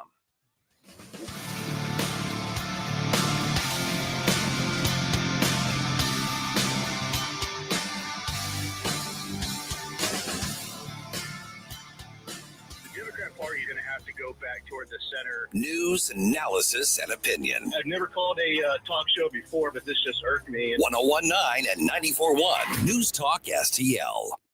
Hey, Tony Colombo here with Tim Jones for our friends Rodney and Jen Wallner, the Wallner home selling team at Berkshire Hathaway, the #1 home selling team in the St. Louis area. And I can say that from firsthand experience. My wife and I were blown away from the results that we saw from working with Rodney and Jen, from selling our old home faster and for more money than we thought possible to finding our family's perfect new home. They over-delivered every step of the way. And right now, it's still very much a seller's market. So, Tim, for folks that have been thinking about selling their home, it's a perfect time to call the Wallners. That's right, Tony. And don't forget, they're licensed in both Missouri and Illinois. So no matter where you are in the metro area, you can put St. Louis's #1 home selling team to work for you. The Wallners' experience and work ethic, second to none. And of course, the numbers speak for themselves. The Wallners sell 15 times more homes per year than the typical realtor. Right now, they're working with so many qualified buyers, they'll guarantee to obtain you an offer. If you've been thinking about selling your home, don't wait. Call the Wallners now at 314-810-SOLD. That's 314-810-SOLD for the Wallner home selling team. Yo, this is Vic. Vic for Vets is proudly honoring our veterans. Every Wednesday at 11:05, you'll hear about that day's honoree and their incredible service to our country. Hi, it's Ken. You want to nominate a veteran? Send their name, service information, and story to me, Ken, at NewsTalkSTL.com. Brought to you by Heroes Care, Alamo Military Collectibles, and Monocle's Pizza. Together, let's celebrate the heroes in our community. Vic for Vets, where honor meets gratitude. Tim Jones here from my great friends at Comprehensive Chiropractic, the premier chiropractic and sports performance facility in the region. How do I know? Simply put, they've helped me on many occasions. Here's another solution to your everyday aches and pains. The Studio Health and Wellness Center. Services include Pilates and yoga, both with certified instructors. I can also highly recommend the massage therapy, which is not an indulgence. It's a proven method of healing and restoration. Trust my friends at Comprehensive Chiropractic in Eureka, cchiropractic.com. That's cchiropractic.com. This hour of Mike Ferguson in the Morning is brought to you by Stifel. Request a portfolio review from your Stifel financial advisor at stifel.com. That's STIFEL.com.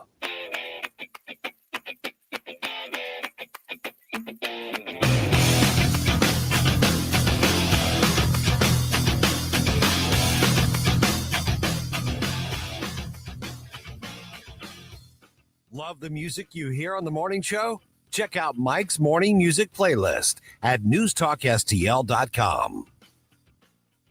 All right, the White House threatening to carry out mass layoffs because the government is still shut down. Yeah, it's it's scary. Yeah, I guess supposed to be. I guess I ain't scared yet. I'm loving it. JB Pritzker launching a major salvo in his still to be announced presidential bid.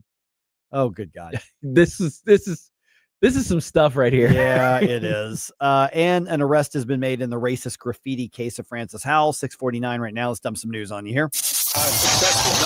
Wake up, America. It all worked out. They got all the news. The morning news dump. Furloughs, paid vacation. We don't need no furloughs and paid vacation. How about some pink slips? That's basically the word out of the White House as they are threatening to carry out mass layoffs of federal workers with the government shutdown being underway. Let's go. Town Hall's got the story. A presidential spokesperson said government agencies are already preparing for cuts, even as Vice President J.D. Vance insisted no final decisions have been made. Typically during shutdowns, federal employees are furloughed and they receive back pay once the government reopens. But President Trump has directed the White House Budget Office and cabinet secretaries to identify jobs to be cut. White House Press Secretary Caroline Leavitt said, "We believe that layoffs are imminent." Greg Clugston, Washington. Okay, so let me just point out something that is probably completely correlation. And so let me borderline irresponsibly say, hey, I wonder if Trump and Elon Musk just sort of reconnected a couple weeks ago. They did. And this is Elon Musk's big push to get rid of unnecessary employees and budgeting.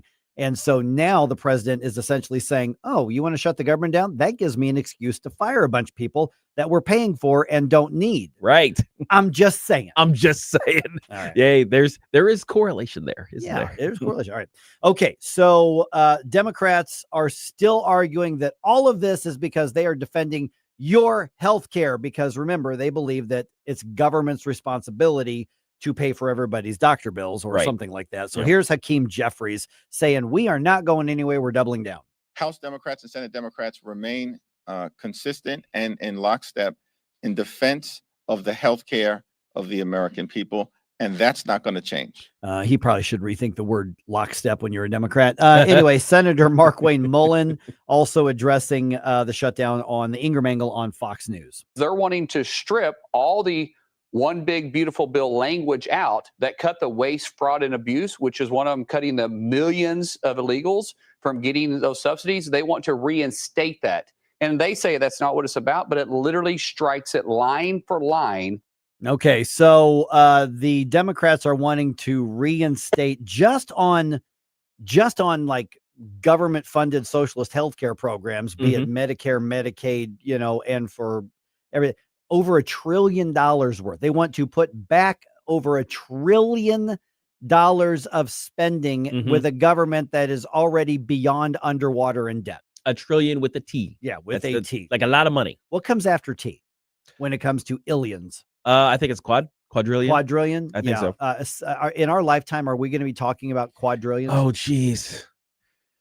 It's entirely possible, man. I didn't think we'd be talking about trillions back in the day. Oh, yeah. That's Remember that when it was in like the tens of billions of dollars, we were like, oh, this is crisis level. At some point, it's going to be $100 million. We got to fix it. We got to fix it. I remember hearing that. Yeah. That's Gen X response to it. Mm-hmm. Okay. Illinois Governor J.B. Pritzker is not just opposing President Trump's policies and his actions. He is calling for the president's removal from office. There is something genuinely wrong with this man, and the 25th Amendment ought to be invoked. Yep, he went there. He sure did. He said the 25th Amendment on a president who is look, I know a number of people in their 80s. He is ridiculously energetic for an 80-something year. Oh, yeah. Like I mean, granted, he you can't argue that he's healthy, in the same way that somebody who isn't, or overweight and doesn't have a terrible diet is healthy. But he like, remember when you had to his wife had to escort Biden across the wet grass to get to Marine One so he wouldn't fall down, and everybody's worried about him breaking a hip. At one point, the Easter Bunny had to tell him where to go. The Easter Bunny had to wrangle him because he was just kind of wandering around with the children because of all the bright colors on the Easter roll. And there was one time where he tried to shake hands with the tree. These are not the same. No. These are not the same thing. Just because the president is saying and doing things maybe that you don't like and policies you don't agree with and things you want to scream about doesn't mean he is racked with dementia and can't function as president. Those are not the same thing. By the way, spoiler alert. The Republicans are not going to vote the 25th. Yeah. By the way, just pointing that out. Okay, police have arrested a school janitor in connection with the racist graffiti found at Francis Howell High School about a week and a half ago, I guess that was. I want to do a little more in depth on this, maybe 7:20, somewhere in there. Tyler A. Carter is charged with first-degree institutional vandalism, and he's also charged with harassment motivated by discrimination. So he's accused of writing racist and sexually explicit graffiti in multiple bathrooms and classrooms. He also poured some chemicals and destroyed some school property as well. Police say he has admitted to these actions, and he admits that he targeted black students with the messaging. Mm-hmm. I don't think he's going to be employee of the month. I don't think so. Yeah, not this month. Not this month. So yeah, there's a little more details on this, but also that bigger picture, because sometimes we get critiqued, Gabe, because we don't jump on, look at this, another hoax, or look at this, another. Okay, we say, let's get the facts. So now we have the facts. Yeah. So let's review that here in just a bit here. Jane Goodall has died. And for most people, that name was a big household name back in the 70s, 80s, maybe even into the 90s as well. For a while there, she was kind of the face of a certain sort of environmentalism. Yes, wasn't she? She was. She had more of a conservationist bent, but she was an environmentalist activist. Yes. So yeah, she was definitely one of those. But she was really best known for her study of and work with chimpanzees. And she died at 91 on Wednesday. Natural causes. She was 91 years old. So there is a Jane Goodall Institute that carries on the work that she did. I mean, it's environmentalist stuff, so I'm sure there's some of it I disagree with, but she put a lot of that conservation in the public eye. Yeah, absolutely. Yep. And it was hard to forget her name because you'd automatically go to the, me Tarzan, Jane. That's right. Yeah. That's how I remember when I was a kid. Yep. Okay. So let me follow that up with a story about the zoo here. The zoo has a new resident in St. Louis, and you don't want to mess with this guy. For the first time in over 12 years, the St. Louis Zoo is now home to a Komodo dragon. Komodo dragons are so cool. They really are. They are so cool. Among my favorites to watch documentaries about, the Komodo dragons are, because they remind you why the dragons of legend existed. Yeah. Like somebody encountered that thing one time and then they made a whole mythology around them. Yeah. Charlie is his name, and he was moved here from the Bronx Zoo. He will be visible in the new Komodo habitat starting on October 20th. Obviously, in the meantime, he's getting acclimated to his new environment here. They are going to add other Komodos over time, and so there's going to be a Komodo habitat out there as well. mean, you're basically talking about a dinosaur. Yes, I regard them along with Crocs and Gators as our living dinosaurs. Yep. Make it a petting zoo. Oh, man. All right. Baseball's playoffs continue. Now we've got the first elimination. Cincinnati Reds are done. They got beat by the Dodgers last night. So the Dodgers beat them 2-0 in the wild card series. Cubs and Padres tied at 1 game each. Deciding game of that series is this afternoon. In the American League, the series between the Tigers and Guardians and the series between the Red Sox and Yankees both tied at 1 game apiece as well. Hi, my name is AJ. I'm the owner of Show Me State Pressure and Soft Washing. Sometimes a beautiful home just needs a wash. Me and my team will bring your home or business back to looking new. We specialize in house washing, roof cleaning, concrete cleaning, deck and fence cleaning, gutters, windows, and so much more. Oil and rust stains happen, and we can take care of it. We're fully licensed, insured, and bonded. You can find us on Facebook, Instagram, Google, or you can call or text us at 636-849-0637, 636-849-0637, or check us out at showmestatewashing.com. Jeffco Patriot Radio. Hey guys, Jefferson County Councilman Billy Crow here from Jeffco Patriot Radio. On behalf of Tim Jones and I just want to thank you for making Jeffco Patriot Radio the #1 listened to show on Sundays here on News Talk STL, where we dive into all the things happening in and around Jefferson County. Check Tim Jones and I out on Jeffco Patriot Radio this and every Sunday at high noon here on 1019, 94.1 News Talk STL. Jeffco Patriot Radio. Columbo here for my friends at Bluff City Outdoors in Alton. The knowledgeable staff at Bluff City has served the St. Louis outdoor community for decades, and they can take care of all your bow hunting needs, all your trapping needs, all your fishing needs, and more.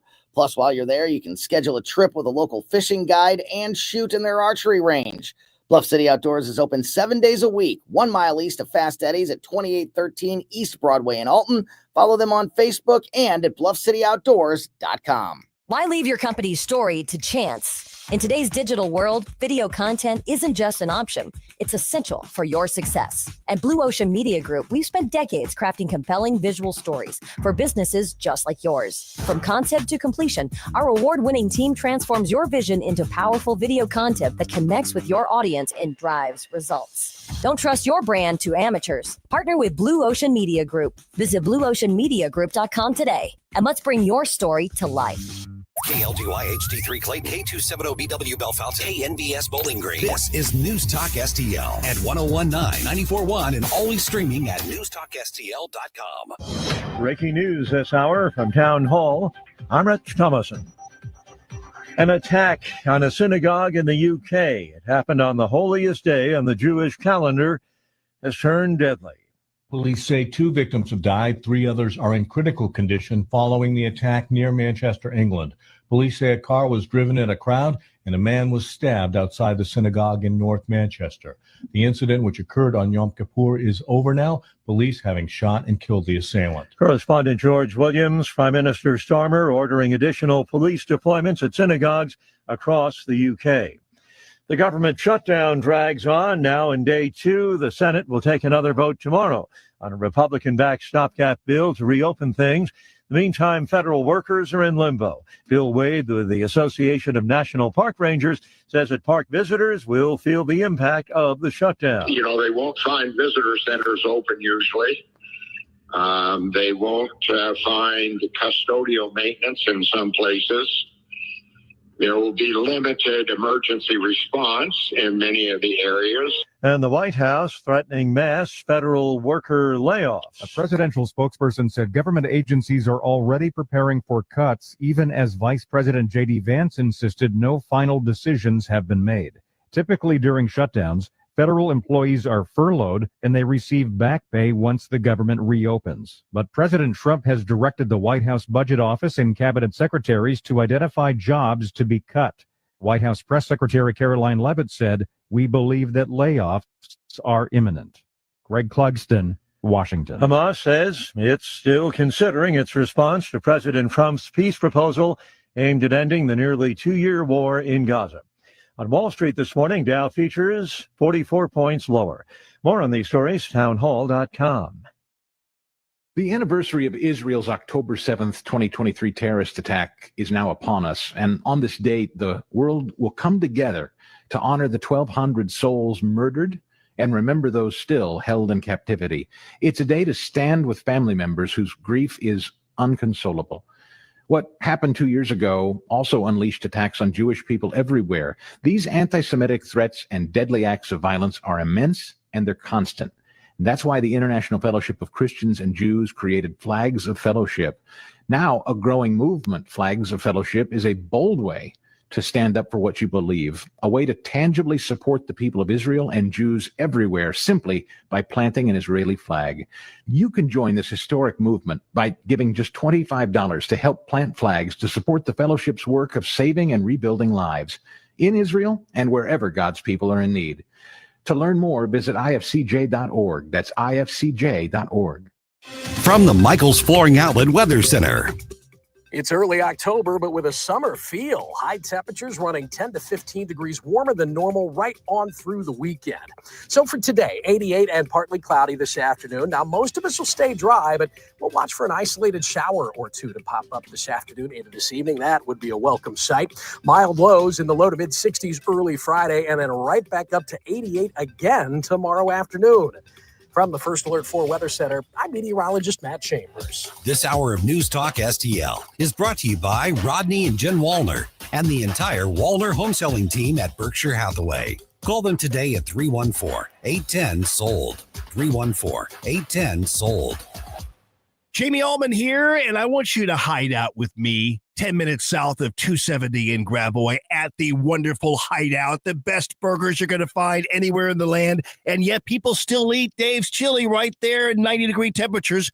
Music every day, it seems, people, on the weekends especially, and dinners and lunch served every single day of the week. The coldest beer and the best staff you're going to find, the Hideout right there in High Ridge. From home improvement to replacement, do-it-yourself electrical projects can be shocking. That's where Grasser Electric can help. They've been lighting up St. Louis for years. From ceiling fans and dimmer switches to repair or replacing your electric. No job is too big or too small for your home or business. Grasser Electric will even install emergency backup generators. So call Grasser Electric today before the sparks start to fly. 636-441-5200 or go to grasserelectric.com. Mike Ferguson. You play ball like a girl! Gabe Phifer. I triple dog dare you! Get up! Can't you hear the alarm? Get up, St. Louis. So it's time to get out of bed. Pour yourself the greatest cup of Kofifi the world has ever seen. Rise up with one voice. Drain the swamp and take back our country. Today's the day we're going to do it, and it's time to do it right now, believe me. Mike Ferguson in the morning on News Talk STL. Get up! This is your cousin. Remember the good old days when politicians of the opposing party called to remove the president because he was unfit for office? Yeah, the good old days. Yeah, the good old days. Mm-hmm. Well, those days are here again. Oh, or at least that's what they're claiming. They're like, hey, that worked for them. Let's do it. It's all the same thing, right? Mm-hmm. Might be a little different this Maybe. time around, just a little bit. All right, coming up on 7:06 right now. I'm Mike. Got Gabe here. Got producer Jerome here as well, joined by Susie Moore from RedState.com. So, Susie, we're going to start off with the constitutional question, okay? Going to hit you with that. All right. J.B. Pritzker standing alongside Brandon Johnson, the mayor of Chicago, and they're having a press conference, and I think it was about basically military and ICE and all that kind of stuff. And the governor of Illinois goes into a bit of a diatribe, and here's a big part of what he said. It appears that Donald Trump, not only has dementia set in, but he's copying tactics of Vladimir Putin, sending troops into cities, thinking that that's some sort of proving ground for war, or that indeed there's some sort of internal war going on in the United States, is just, frankly, inane. And I'm concerned for his health.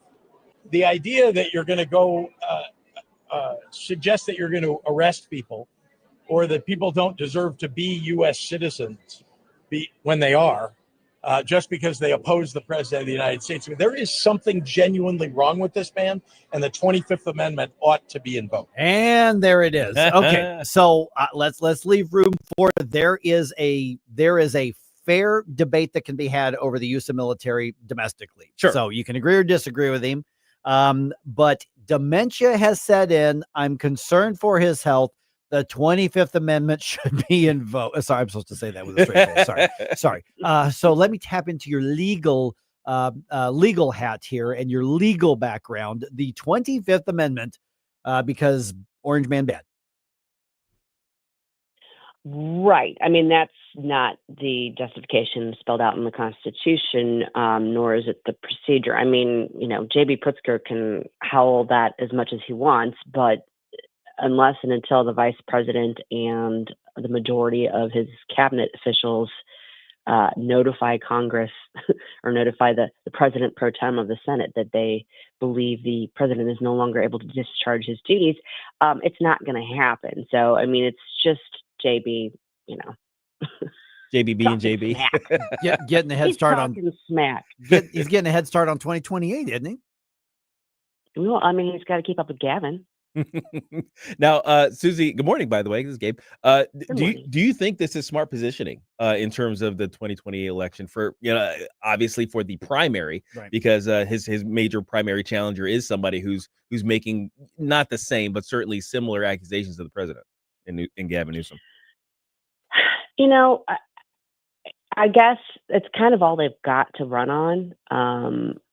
I don't know. For whatever reason, for many reasons, perhaps it's insanity. I don't know. The Democratic Party has decided to, revamp its platform to be oppose Donald Trump at all costs, and that's the sum total of it. So, I guess if that's what they're going to hang their hats on, then that's what they're going to do, and we're going to have Gavin and his lackeys in his office, posting silliness on social media to try and out-troll Trump, and JB standing in front of a microphone expressing insincere concern about the health of Donald Trump. And I mean, I'm trying to think. I know that there are some potential contenders that are not making it their lane to be just attack dogs as to Trump. And I don't know when we're looking at the primaries. So we're 2 years-ish away from those. Which of those is going to sell the best with the Democratic Party? It's going to. We're just going to have to wait and see. But it's getting him press time. It's getting him coverage. Yep. So I guess that's effective.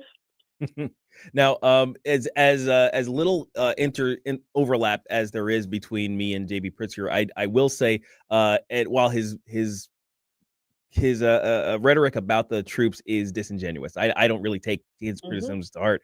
I do have my own particular qualms about Trump's use of troops, or at least his proposed use of troops. Now, where is the line? Because so far, all the troop deployments that I've seen, I'm okay with. The ones that have actually happened. So then, but then Trump will say something silly like, "Well, I'm just going to go into Chicago with these troops," and we're like, "Wait, the same way we did in DC." And a lot of us, at least on the libertarian sort of right, we're like, "Wait a minute, that's not the same." So, where is the line legally in terms of the use of U.S. troops on American soil to enforce domestic laws? Well, the line legally is being litigated right now because of California. You remember that he brought in National Guard to California, and Gavin Newsom sued, and the federal district judge there, brother of Stephen Breyer, found that he first found it was a violation of one provision, and then it has now found that it violated the Posse Comitatus Act, which I can never say right, certainly not this early in the morning. So that's being litigated and will eventually be before the Supreme Court. I think that the Trump administration has been very carefully being very careful in its deployment and its use of federal law enforcement assets with an eye towards making sure that it is staying within the bounds of the law. I think President Trump has a tendency to get out over his skis verbally when he's describing what he wants done, and that's cause for concern. And I don't disagree that's. I wish he would be a little bit more precise with his calls for action, let's say. So I'm trying to. I've got a lot of friends on the left, as I think most of us involved in this conversation do. And they're not going to like what President Trump does. They're not going to like what the Republican Congress does. Okay, that's why Democrats and Republicans are in different parties, because you debate and battle those things out. But at some point, you think they said, "Hey, Republicans kept saying dementia, dementia, dementia. Let's just do the same thing. It's the same thing. People will react the same way." And clearly, it's kind of not the same thing. Well, there is this a seeming attempt to kind of say, well, it's, we're just going to do what they're doing and throw it back at them, whether that's attitude, whatever it is. The 25th Amendment dementia argument would not really work even absent Joe Biden as a comparison. But, right on his heels, it really doesn't work. Remember, they were even suggesting it back in the first Trump presidency. Oh, yeah. There were people saying, and, he walked slowly down a ramp. He's, whatever. Anybody who watches President Trump on a daily basis, which it's hard not to do because he's in front of the cameras all the time. You can take issue with his personality and the way he presents things or whatever, but dementia ain't it. No. And all you have to do is look at, we just had a story yesterday that we covered that they, in the course of some of their investigation, Congress uncovered the palm cards that Joe Biden was using that identified for him Hillary Clinton and J.B. Pritzker. Right. People that, not just, random Congress people that he maybe rarely had any interaction with, but Chuck Schumer. He had a card identifying Chuck Schumer. That's somebody he served in the Senate with. That's somebody he interacted with regularly. And he needed a card to remind him who it was. So you're going to try and stack that up against President Trump and say there's any legitimate argument for invoking the 25th? I'm sorry, no sale. Yeah. And even the Democrats out there are kind of going, yeah, there's nothing there. We can't stand Orange Man, but that ain't it. That's just, but to Gabe's point earlier, Susie, in the last couple minutes we've got here, is that if you're trying to position yourself as the biggest fighter who's going to throw the biggest punches and be the biggest anti-Trump guy, well, that's a way to try to out Newsom, I guess. It is. And that's what I think we're going to continue to see is JB and Gavin trying to one up each other, and out anti-Trump each other, which is, I'm not sure how well that's going to serve them in the end. I think what that's going to do is open up a lane for a more normal, moderate sounding Democrat to maybe step in. Now, I don't know if that's going to work just because of the progressive wing of the Democratic Party has gotten so strong and loud, but they may cancel each other out. Yeah, the Democrats have some governors, I think, who could win, who could beat the Republicans, who could beat J.D. Vance, possibly even beat Ron DeSantis. They have them. I just don't know that they're smart enough to nominate them. Yeah, their big problem is their left wing. Yeah, without a doubt. All right, if we go look around RedState.com right now, what are some of the articles we should be clicking on and checking out right now? Well, I am right in the middle of editing an article that should be up shortly about that Des Moines superintendent, Ian Roberts. And the more we know about him, the more his story gets crazier and crazier. So that one, look for that very shortly. We've got articles talking about the presidential library that's planned for President Trump as opposed to the one for Obama and the one that may not ever get built for Biden. They forgot. We've got about they can't raise money for it. And we've got lots of coverage of the Schumer shutdown, of course. All right. Susie Moore, RedState.com. Great chatting with you, Susie. We'll talk to you soon. Thanks, Susie. Thanks, guys. Have a great day. Now, was it real racism or just another hoax? Now, we've now got an update on that situation at Francis Howe. We're going to bring that to you at 7:20.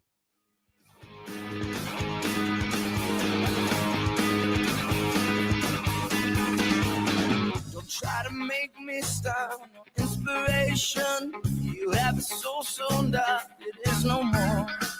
And all at once depart, no destination. Well, there you go again, listening to Mike Ferguson in the morning on News Talk STL.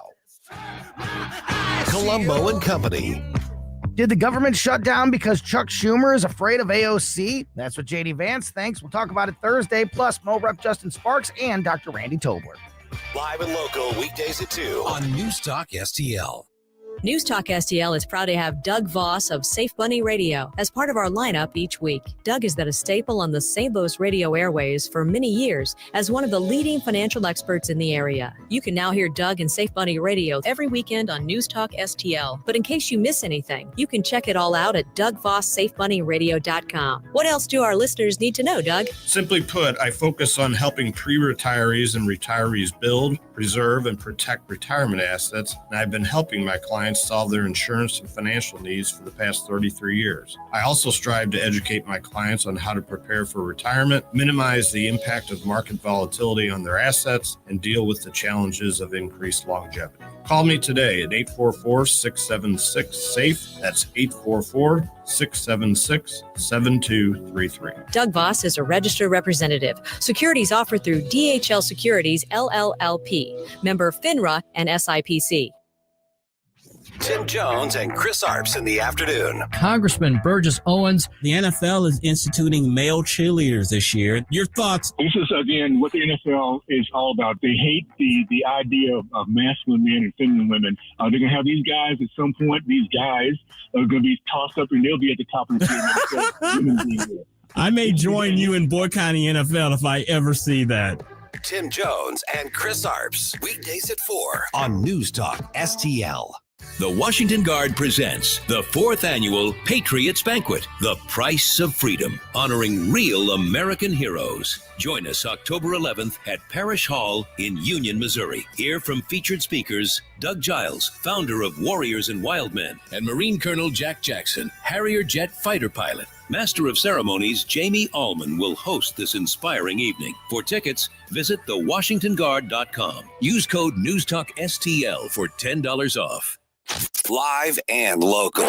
Well, here's what's on my mind. I think I got the solution to immigration. News Talk STL. News, analysis, opinion.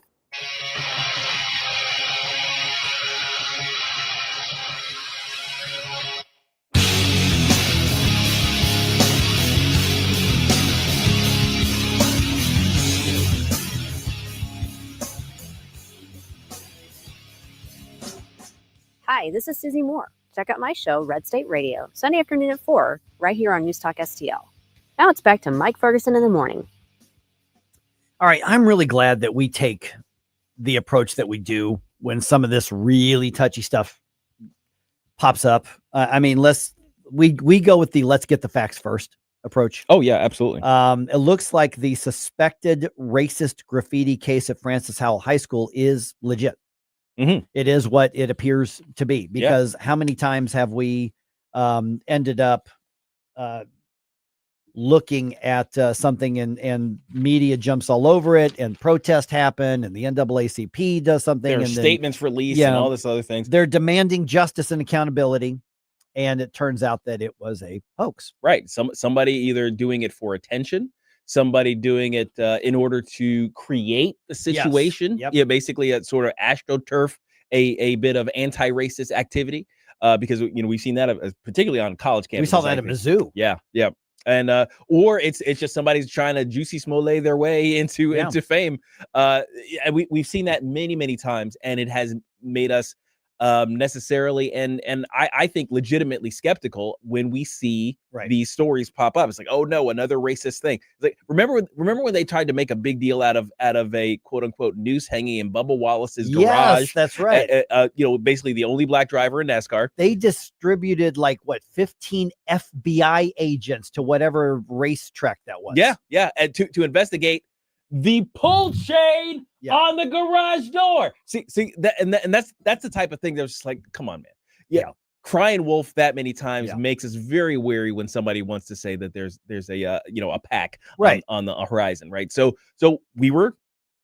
Now, but the thing is, we still left room for it to be real. And I think that's necessary. Yeah, you know, as many hoax as we've taken in, as much as we see that there's basically a not enough racism for the supply, the demand. The demand for racism is not being met by the supply right now. As much as we are aware of that, we still leave room for it to be a real thing because racism still does exist. Did you see last weekend? It was the Serena Williams nonsense. Oh, the cotton in the did the you hotel. see this? Did you see this, Jerome? Wait, what happened? Okay, so Serena Williams goes to some swanky hotel in like New York or something like that. Yep, New York. And some of the decor was like this fancy vase, and then on like a side table. Or something like table, and like the cotton plants with the stick. And she's walking through their phone, going, "Cotton as a decoration. Not sure how I feel about this. I'm really uncomfortable with this." And we're going, What the F are you talking about? Yeah, the replies actually to her Instagram post what? about that are great because people are just, the Irish guy's like, I feel uncomfortable that they're just out here selling potatoes. Right. So it's like, I think people were rightfully indignant about her little silliness, but that's the thing. It's just like people looking for racism. Right. Okay. So what happened to By Frances the way, cotton Howell? plants are kind of pretty. Well, they are, which is When why they're- they were the decor. And as far as I know, we all wear clothes that are made of cotton. Shame. I know. But then we have the real thing at what happened to Frances Howell. Now, is this a reflection of Frances Howell as a community? Of course not. No. So here's what happened is a janitor named Tyler A. Carter. I don't know how old he is, but he's been arrested. If he's the guy, police say he has admitted to doing it. So it's not a matter of he allegedly did it. He done it. Yeah. He's not a particularly smart criminal. Nope. Because he either didn't realize or didn't care that there are security monitors throughout the entire building that captured him going in and out of all of the rooms before and after, the graffiti was there. Now, they're not saying what the words are. The pictures I've seen had him blurred out. Apparently it was pretty bad. Not only was it outright just racist, grossly racist, but apparently there was like wording of like violent sexual stuff. Right. And so according to the Channel 4 article on this, let me just read it. Police say that Carter later admitted to the writing, saying he was tired of cleaning up graffiti left by the students. Carter also said he targeted the black community because he believed black students had left the prior graffiti and that he was being bullied by black students at the school. And so he was targeting the black kids. Right. And, there's nothing that's, says what was happening. Why? Listen, you're the grown up, you're the adult. Yeah, seriously. You don't get bullied. Okay. If you're having an issue, then report it. I certainly I'm tired of cleaning up after these kids. Oh gosh. But Yeah. my guess is that the other kids of the other races are probably just as messy and disrespectful as the black kids. Yeah. That's because generally they're the kids. case. That's generally the case. Yeah. So yeah, this is it, and it's just, I don't know why it's so fascinating to me that this is during or today specifically is National Custodial Workers Recognition Day. It's like I told you guys about this on Monday when I wanted you to have a good week. I wanted you to express your gratitude to all the people cleaning up stuff in wherever you work or wherever you bring your kids to school. Because it's a job that's absolutely necessary and it's really good. I don't think they get enough credit for keeping places clean. But I had a favorite janitor in back in the day in my school days, particularly when you're young and you're like, hey, Mr. Janitor. It's like, oh, hey, kids, and we had a favorite janitor at my daughter's elementary school, Mr. Rick. Oh, okay. Mr. Rick was a really good guy. This is not one of those. No, it's not one of these guys here. I don't think he's getting a present for National no. Custodial Workers Recognition Day. So I mean, I don't know what kind of penalties come with institutional vandalism and harassment motivated by discrimination. I don't know. I wouldn't be surprised if he does, a 30 days or something like that. He's on probation for a long time. Yeah, probably. But the bottom line is that he's the adult and he admits that he was targeting the black kids with the graffiti. Yeah. That's gross. This isn't a grow up snowflakes. It's just words. No, he used the school and he did that. So it is fair to demand that he pay a price for this in the criminal. So he should be prosecuted and he should do some time. And if the kids are out of control and leaving messes everywhere, well, then deal with that. Deal with the kids as a separate issue. That doesn't mean that you get to go graffiti racist crap all over the place. Right. Now, he also poured chemicals over items in the custodial closets, which doesn't make sense to me. No, it's basically like sabotaging your own workspace. Yeah, I mean, is this a weird, like, see what they did to me? I'm a victim too. Don't look at me. Look over there. Don't look at me. I didn't do it. See, because look what happened. I mean, maybe. Trying to like get his DNA off the evidence or something. There you go. Yeah, he doesn't seem like a particularly smart individual. It doesn't seem to be. Yeah. No, exactly. So that's where that is. But that is why we tend to see the headlines and go, you know what? Let's find out. Yeah. And then let's talk about it, because there are, I mean, let's be honest, that there are some more conservative and more right-wing outlets out there that anytime there's an accusation of racism, they look at that as an attack on conservatives, which doesn't make any sense to me. Yeah. Sometimes people do racist stuff. Yeah. I don't like that. Now look, it is absolutely true. This is one of those two things can be true at the same time kind of thing. The left has a penchant for mislabeling conservatism as racist inherently. Like they default to the racism, they default to the Nazi, they default to the sexist, all the standard istophobe words that they like to throw out there are always going to be directed at us. And yes, we should respond to those in kind, because it's stupid and it's not fair. But here's the thing: racism still exists. Sure. Misandry and misogyny both still exist, right? Those things happen. Homophobia really exists. Like I won't say in terms of I may push back people on being. this one. I won't say people being afraid. I'll say it should be ist. It should be another ist. It shouldn't be a phobia. Phobia is like that means fear. But I'm saying there are people who will still go out and beat up a gay person because they're gay. Like that happens. Phobia is fear. Misia, M-I-S-I-A, is like disgust or disdain for. So. Homomisia. Homomisia, maybe. But I think, look, I disagree with the lifestyle. I'm a Christian. I think there's a better way for people to live. But I do think that there are people who will attack you because you're gay. Yeah. Right.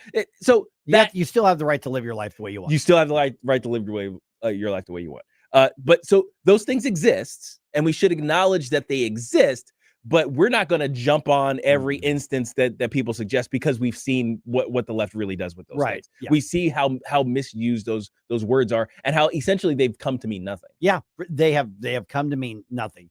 Leftists, want to tweet at me or call me names on social media. Okay. I'm like, whatever. Knock yourself out, Sparky. You call yourself whatever you want. A lot of times I'll just say, okay, yes, I am. Sure. Whatever it is that whatever it is you say, you go with that. Now, apparently, Chuck Schumer's got dirty diaper. What? Larry Connors will explain. So stay tuned during this information segment. Tell us what's up, Larry.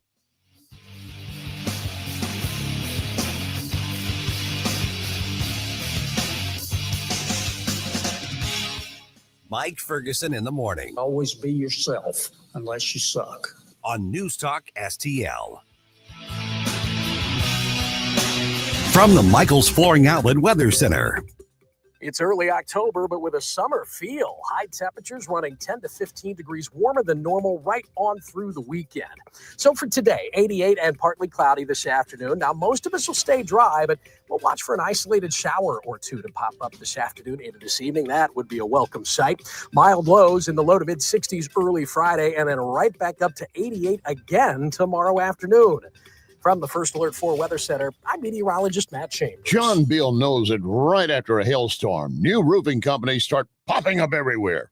But the Small Business Administration reports 96% of them go out of business within the first 5 years. So how good is that warranty?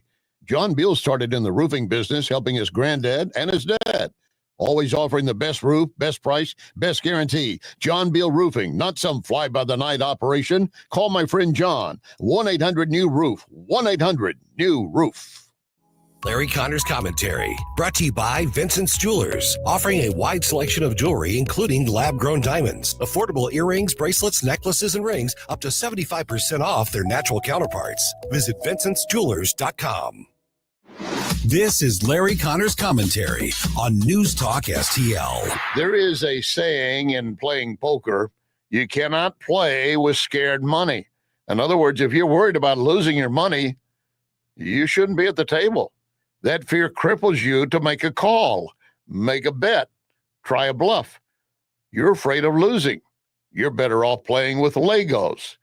Granted, no one likes losing, even if only a small amount. But if you can't afford to lose anything, that is scared money. Chuck Schumer is in that spot. He's playing with scared money in the sense that he's trying to keep the hard left on his side because he's worried about 2028, that AOC or others will come for his head if he doesn't stand up against Trump. Well, he can't bluff Trump. He can't beat him. All he has in his hand is a 2 and a 3. That is what we call a dirty diaper. A 3-year-old with a deuce in the diaper. I know you got it. So Schumer is bluffing mainly to the left, trying to convince them, hey, I'm your guy. I'm your guy. But again, all he has is a dirty diaper. Get more Larry Connors on Larry Connors USA. Tonight at 6 on News Talk STL. Mike Ferguson here. Retirement should be a time you can relax. No more stress from work. But there's one thing you can't forget about when retiring. That's your money. Do you have enough saved to fund your income for life and keep up with inflation? How will you claim your Social Security benefits? And what about long-term care? The ClearPath Wealth Management Group at Stifel is here to help answer all of these questions. You can hear their latest views on the markets and investing during On the Money, hosted by Stifel financial advisors Bob Stockdale and Eric Robert, every Saturday morning at 9, right here on News Talk STL. They can help you get organized, guide you through critical retirement decisions, and create an investment portfolio designed around your needs. To schedule your free retirement plan consultation, go to clearpathinvesting.com. That's clearpathinvesting.com.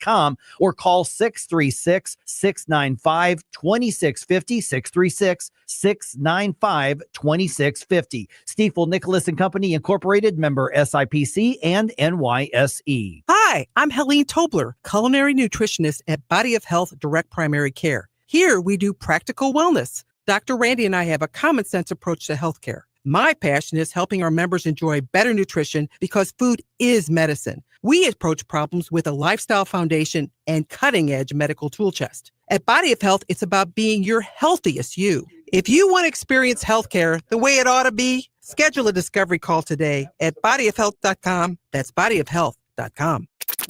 We talk about race relations. This conversation has completely made me crazy. This is complete insanity. And I'm sick and tired of it. 1019 and 94.1. I find it to be a conversation starter. News Talk STL.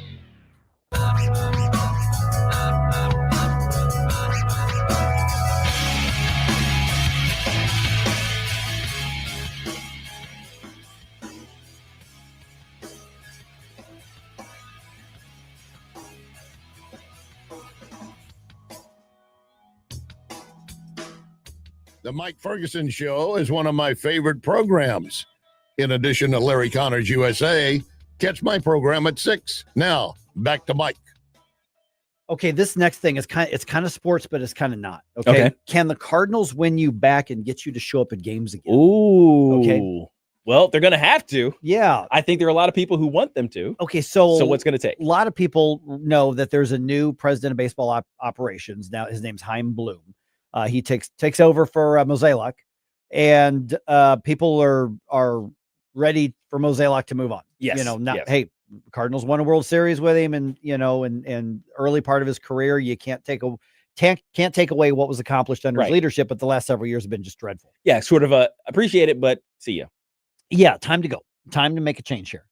So here's interesting. I saw the article on this. This was really interesting because they had the big, the new president of baseball operations. Like I said, his name is Chaim Bloom. Mm-hmm. And, it's what's the Chaim Bloom era going to look like? So yesterday in the news dump, I told you that one of his first decisions is Ollie Marmol is going to remain the manager. Right. And we have been saying on the show here, and we're obviously not a sports talk station, but this has a bigger picture implication of the local economy, the local culture, because St. Louis is still one of those few cities left where part of the identity of who we are is the Major League Baseball team. And baseball in general. Definitely so. Yes. I think among the baseball cities, I think there are a lot of cities that identify with baseball. Yeah. But in this case, Boston would be one. Yeah. New York, but I think St. Louis is one of those where the baseball identifies the city. If you know what I mean? It's almost the other way around. You know what I mean? They're more closely tied. Yeah. Okay. So here's what's interesting is the ownership, the DeWitts, Bill DeWitt III, admitted to the media what we've been arguing here for a long time is that he says from the fans, he said, message was sent, message received. Okay. As in they're aware that they were not mad at the players. Right. That this was the local market saying this is too important to who and what we are, to your point. And we are not going to financially reward you for taking advantage of this fan base. And people really took it personally. Yes, absolutely. And so he said in that press conference, message received. Okay. Now, what they're going to do about it remains to be seen. That's a big deal. Because in addition to we're not going to invest in the right ways and be aggressive and put a team that is a contender to win. Because, I mean, let's be honest, in crappy times, crappy economies, whether it was inflation before, whether it's just whatever doldrums we have, something like baseball in St. Louis should be the area we can all put that stuff aside for a few hours and just go have a good time together. Right. I've said over and over and over again, when a Cardinal hits a home run, I don't care how you voted. If you're standing next to me, we're high-fiving. I don't care if you are a green-haired nose ring. Right. We're going to high five. Okay. Right. And so that's one of the things that are important to the culture here. But here are some other things. They also acknowledged that the safety downtown has been an issue too. Yes, that's a big deal. Yeah. And so there are ongoing talks about, because Ballpark Village and the area around the stadium has been, is an entertainment district, and there's actually a legal designation that qualifies for additional governmental support, state governmental support for like security and things like that. So they're trying to address that. Yeah. They're also saying, okay, we probably shouldn't be raising a bunch of prices when the fans are telling us a very specific thing. We're denying you our money because you have made it clear you're not going to give us our money's worth. Right. So they're now in the negotiations with vendors and things like that to hold prices where they are. There's the one huge lot that the Cardinals control. They're apparently not going to raise the prices on that. There are some seats they're not going to raise, but they shouldn't raise prices on any of the seats. No, everything should stay the same. Everything should. Now, will they? I don't know. It's going to be tough on the vendors because whether you like it or not, inflation's hitting them too. Inflation is hitting them and the tariffs are hitting them. Right. And that's just reality. And so they realize that they took the fan base and they took the community for granted. Yes, they did. And the fan base and the community said, well, you had a couple years to do this. Now we're just mad because you continue to take us for granted and we know what's going on. Right. So at this point, the city needs to be wooed back. Yeah. Right. So the fans in the city, the fans around the city and the whole metro basically need to be wooed back by the league. So what's it going to take? It's like if your lady's mad, she's got her arms crossed, she's sitting over there. Okay, there's something that's going to get her to come out of that, right? Yeah. So what's going to get the city to come out of the current state of, but I don't want to? Because in that situation, one of the worst things you could possibly say as the dude is go, I know what you need. Don't do that. Don't presume. Don't presume to know. Ask. It's like, what can I do to make it up to you? Yeah. Right. So is the front office asking that question? Yeah. PMS 3105 on Rumble. Now the DeWitts, the ownership, are on the clock. They better get refocused on the winning and competitive nature of this team. I agree. Okay. All right. I agree. So mainly it's going to be about recruiting at this point. Well, yeah. I mean, so here's, I think from what I took from that press conference is they were trying to say, next year's going to be a rebuilding year. And the fan base is saying, no, we've had 3. Right. We are accustomed to being in the playoffs. Yes. We are accustomed to being one of the most storied teams in this entire part of our country's history. Even during our rebuilding years, I think we've made at least the first round, right? Yeah, exactly. And so I have mentioned, I said, you know what I'm hearing from them is, look at the Memphis Redbirds. That's your Cardinals next year. And I don't think people are going to stand for that. No, I don't think so. So then the moves that are going to be necessary is going to depend on what the class of players coming out, being drafted or hitting free agency look like. Free agency is a big one. I think what this community wants, I don't think the community is going to be mad if the Cardinals don't win the World Series. I don't think they're going to be mad if they lose in the play. I think the fan base says you need to treat us like you care about us and recognize we're the customers. Right. Recognize that this is more about a business. This is part of St. Louis. This is a huge part of St. Louis, and we need this to be there. And when en masse, an entire community says, I'm not going to use the word boycott, but it was kind of a boycott. It was basically a boycott. It was kind of a boycott. I mean, if you looked at the stands at any Cardinals game and you compared it to the previous years, it was a boycott. Previous years, over 3 million fans, just over 2 million this year. On average, if you took every game, took the actual attendance, even if you're using their inflated, today's paid attendance which is always BS. Always BS. Every single time. But if you took even those numbers and averaged them out, they basically had half the stadium full every game. Now, there's some games there were none, and then other games that were more filled up. But for the most part, they had trouble filling half of Busch Stadium. Now, I still think that as dangerous as St. Louis has become is a major factor as well, because I look at my own history on this, guys. And that is, I would say before, because, when I first moved to St. Louis, I'd go to a game whenever. I'd go, I'd go watch a, game after work. And then I got to, I'm not going to do it on the weekends because it's a little crazy down there weekends at night. And then it was, I'm just not going to go at night. And then it became, I didn't even go to one last year. And I didn't feel like I missed it. The Battlehawks have wisely had the UFL schedule their games as noon games or 2:00 games or something like that. At the latest. Because and I can't speak, I've not spoken to me in the Battlehawks, but I've got to think that they realize you're not going to draw a big crowd to the Dome, which is an even worse part of downtown than Busch Stadium. If you have a 7 p.m. game and you want people walking home after 4 beers downtown St. Louis at night. Yeah, Caporeal Being is also saying for him to ever go to a game again, they either need to fix the crime and the parking, or they're going to have to go somewhere like St. Charles. Right. And I don't see the Cardinals ever doing that, going to St. Charles, but the crime and the parking is met. I mean, how many times have we had the series of smash and grabs in the cars? The times I would go, even in the daytime, I took time before I drove down there, and I would make sure that nothing of value was in the car. Nothing was visible. I'd pull my own baseball gear out of there. And what's a thief going to do with a sweaty set of catcher's gear? And so I would do all of that because I was going downtown. And then at some point I'm like, I'm not really missing anything.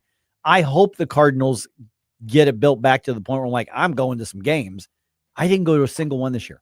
Ever since the current Busch Stadium opened in 2006, the Cardinals averaged more than 38,000 fans a game per game every season since that beginning, right?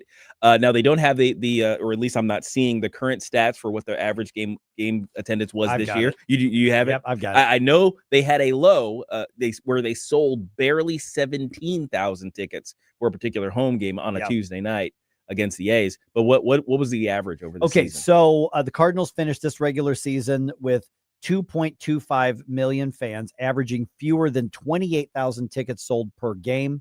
That ranked 19th out of the 30 Major League Baseball teams. That is the 5th worst in the National League.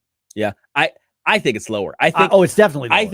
I think they're including like the season tickets. Yeah, right. And the season ticket holders didn't show up, right? Because if you look at the bowl, there was not even 17,000 people in those stands very often. Because they always do the thing in between whatever inning, and they're like, guess today's actual paid attendance, right? And I've been in a couple games where they put the number up 33,214. Everybody's looking around going, Where? There's not even 33,000 people downtown right now. No. What are you It's like, talking about? Are you including the passed out wino over there on whatever street? They expand the area on Spruce or whatever. No, that's because these are the paid tickets, which means there's a bunch of corporate tubs who like buy the $5 tickets at the last minute. But there's no way that many people actually showed up. Now, while we're waiting for the Cardinals to have a flashback to the better days, you can flashback with us tomorrow. Yeah. In a couple ways, actually. Not only with all the amazing bump music that you guys send to me, but with a great flashback rock show at the Family Arena. Lita Ford, Dee Snider, and Firehouse will be there, and so can you. So check out the Family Arena's website or Ticketmaster to grab your tickets and join us.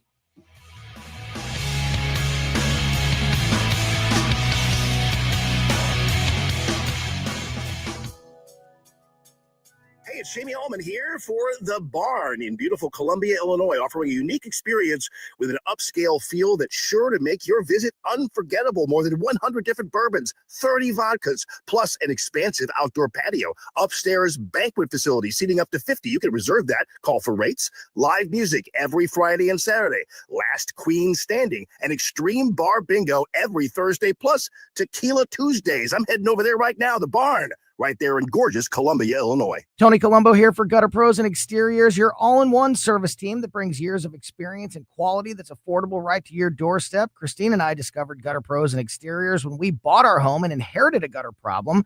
And they've also repaired siding damage on our home because along with gutter repair, gutter installation, and leaf protection, the Gutter Pros team are also the best for repairing other exterior damage, including fascia, soffit, and all siding repair and installation. Learn about all the ways Gutter Pros and Exteriors can help your home or business right now at gutterpros.com. Hey there, Chris Cooper, your Serene Wealth Management. Join us this Sunday right here on News Talk STL for a great conversation about commercial banking.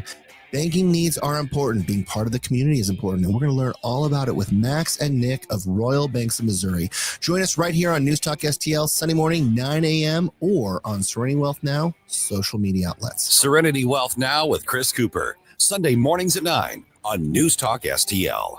Investment advice offered through Fortis Capital Advisors, LLC. Hi, Kirk Hilsinger here, and I'm the new chairman of the St. Louis Republican Central Committee. I invite you to our meetings that take place the first Thursday of every month at 3710 Hampton Avenue. You can stay connected with us to learn more about how you can get involved, make your voice heard, and contribute to our shared goals. Together, we can make a difference in the city of St. Louis and the state of Missouri. For more info, visit our new website at stl-gop.com. That's stl-gop.com. Paid for by St. Louis City Republican PAC, Curtis Farber, Treasurer.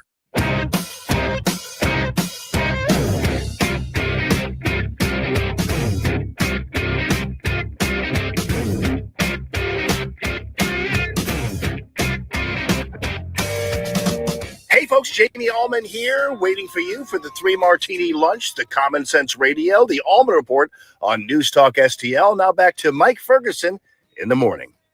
All right. Yes, your phone is listening to you. We know that now. AI is going to be tracking you in order to sell you stuff. I want to get that in a minute, but we had some folks that had some interesting comments on the whole thing with the Cardinals. Oh, yeah. Yeah. So Scooter was asking whether or not Governor Kehoe's decision to deploy the National Guard to St. Louis could have any impact on the attendance of the Cardinals. Okay. So that's a very good question. Okay. So what Governor Kehoe has, it is a good question. So what Governor Kehoe has authorized is for the National Guard to specifically support ICE. And that is in logistics and back office and like paperwork and transporting. So as of right now, the Guard has not been deployed into St. Louis.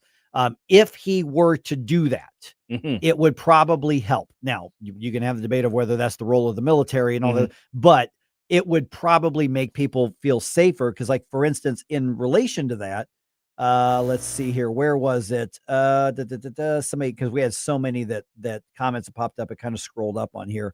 Oh, here it is. Last on Rumble. Last time I went to a game was on a Sunday during the day.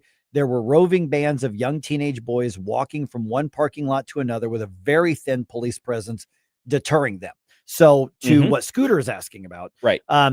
If there were simply more personnel, regardless of what uniform they're wearing, that probably would make a lot of people feel safer. It's a deterrent. Yeah. You know, seeing somebody in uniform, particularly somebody with a large rifle. Yeah.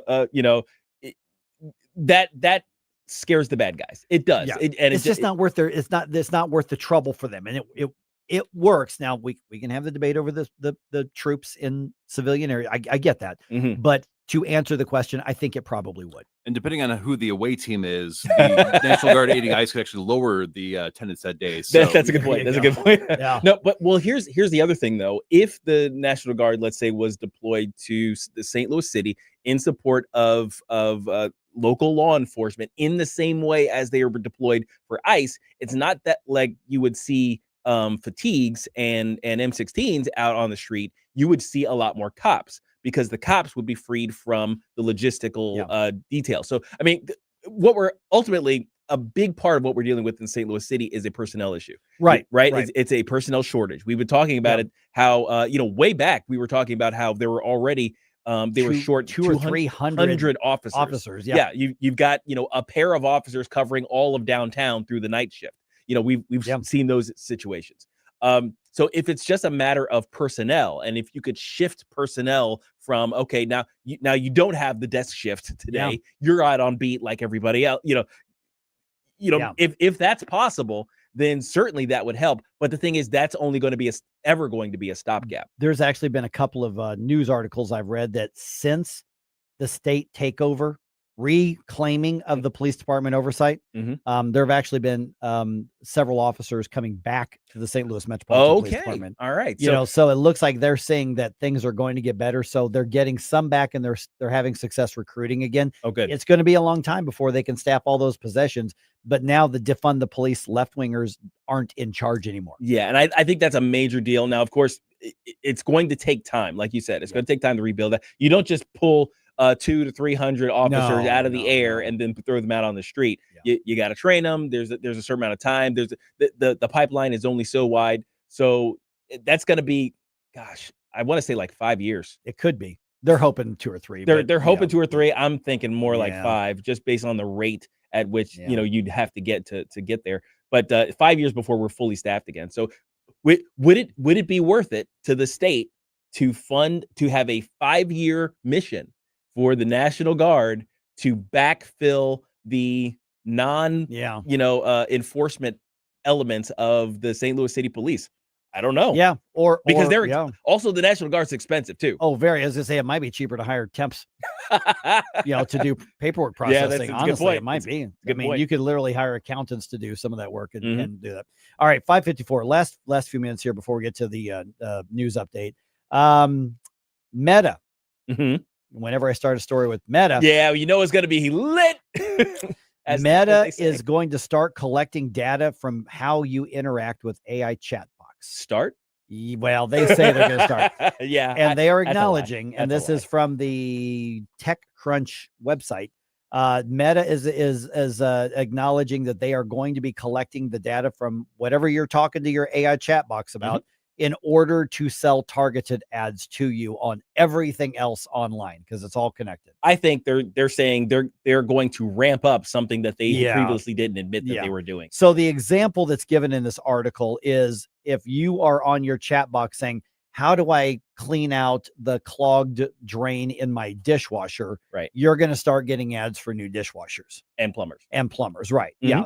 So now that's the most innocent, sanitized version of how this could work. But I have come to the conclusion that everything we do with a keystroke or say, I mean, my phone's sitting right in front of me. It's listening to absolutely, which is why my algorithms are so messed up. Yeah. Because we'll talk about anything on here. God knows what. And you don't have to be on your phone or on something. I'm convinced they are listening at all times. And they are tracking, and it's AI and they're bots and they're doing it. But Meta is now saying you go on ChatGPT or one of the others, whatever it is, whatever you're typing in, it's now being tracked in the Leviathan out there. I really want to make an account, like a brand new, fresh account, and just feed it the most messed up prompts I can to see what the worst advertisements it could possibly be. Have you ever you got to buy a burner smartphone just for this? I got to tell you, what's really, I know this is a weird reaction. Maybe it's just me.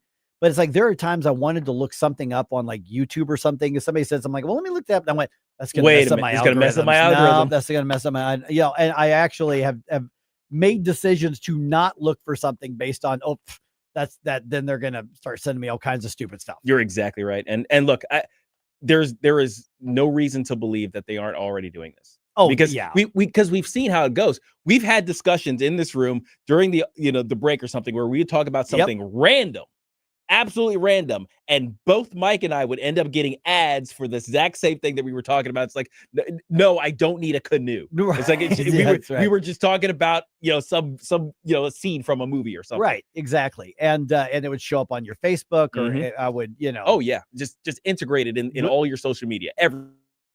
Everything we do, they are selling you. You're the product. Right. And they're selling you. And so now Meta is acknowledging that, yep, they're going to do that with your AI. So your kid may be using AI chat box to help with their homework, but whatever they're studying, you're going to start getting ads about it. Yeah. And eventually they'll refine this, and they're going to track down basically every minute of the day of our lives at some point. My cabin in the woods by the mountain sounds better every day.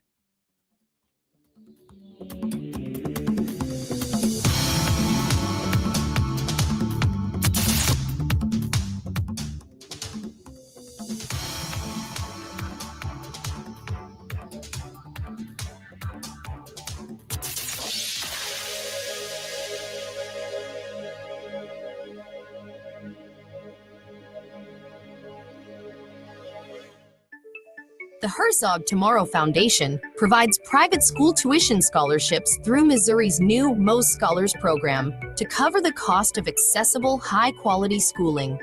Hi, this is Mayela Esser with the Herzog Tomorrow Foundation. Our private school tuition scholarships wouldn't be possible without the support of generous Missouri taxpayers.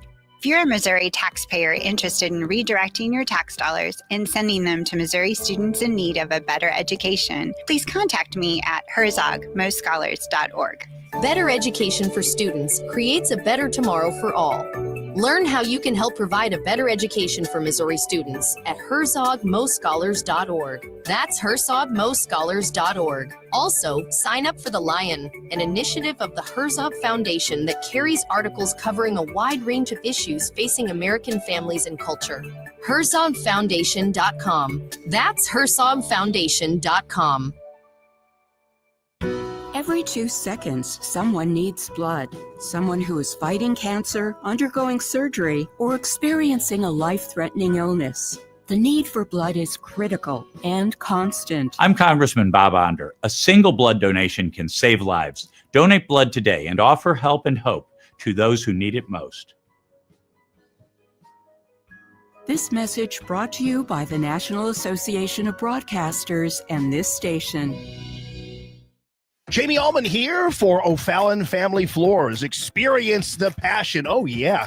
You can go in and see the best variety, the best pricing, the best quality, the best personalized service right there off of Highway K in O'Fallon, or you can have the store come to you. Oh, yeah. Brian and his team take great pride in running a fantastic flooring outlet, and you can get their 5-star ratings right there on Google. Just check it out. It's O'Fallon Family Floors, O'FallonFamilyFloors.com.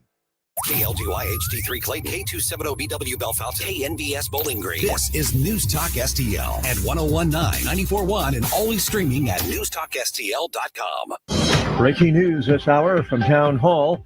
I'm Rich Thomason. It's been a deadly attack outside a synagogue in the UK. The assault comes on Yom Kippur. It left 2 people dead, 3 critical.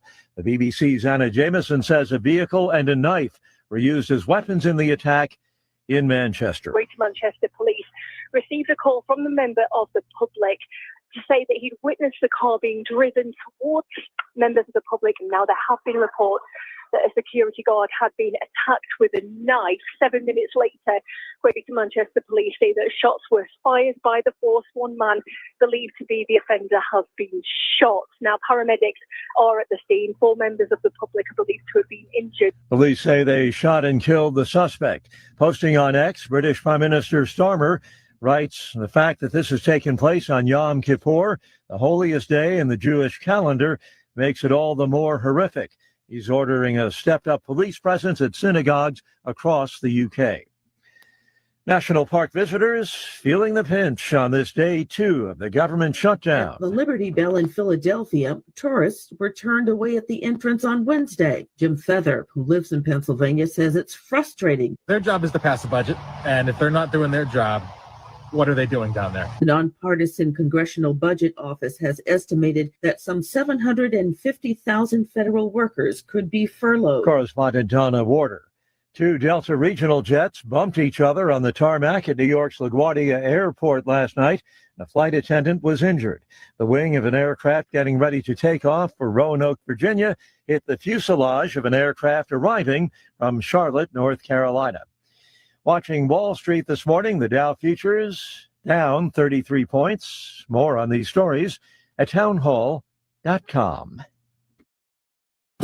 The following is not an actor, but a real-life story from Trinity Debt Management. Every day I speak with people who are worried and are feeling a lot of pressure because of credit card debt. That's why I'm very proud of what we do at Trinity. We just help. We give people the support they need, along with a real plan to become debt-free. Credit card bills are consolidated into a single monthly payment that is much less than what they were paying before. Most of our members end up saving thousands and even may improve their credit scores by as much as 200 points. I know from the bottom of my heart that I'm making a difference in the lives of the people we help. It just makes me really happy. If credit card debt has you down, call Trinity at 1-800-990-6976. My name is Julie, and I'm a Trinity counselor. Call me and become debt-free for keeps. 1-800-990-6976. From the Michaels Flooring Outlet Weather Center. It's early October, but with a summer feel. High temperatures running 10 to 15 degrees warmer than normal right on through the weekend. So for today, 88 and partly cloudy this afternoon. Now, most of us will stay dry, but we'll watch for an isolated shower or two to pop up this afternoon into this evening. That would be a welcome sight. Mild lows in the low to mid-60s early Friday, and then right back up to 88 again tomorrow afternoon. From the First Alert 4 Weather Center, I'm meteorologist Matt Chambers. This hour of News Talk STL is brought to you by Stifel, serving investors for over 130 years.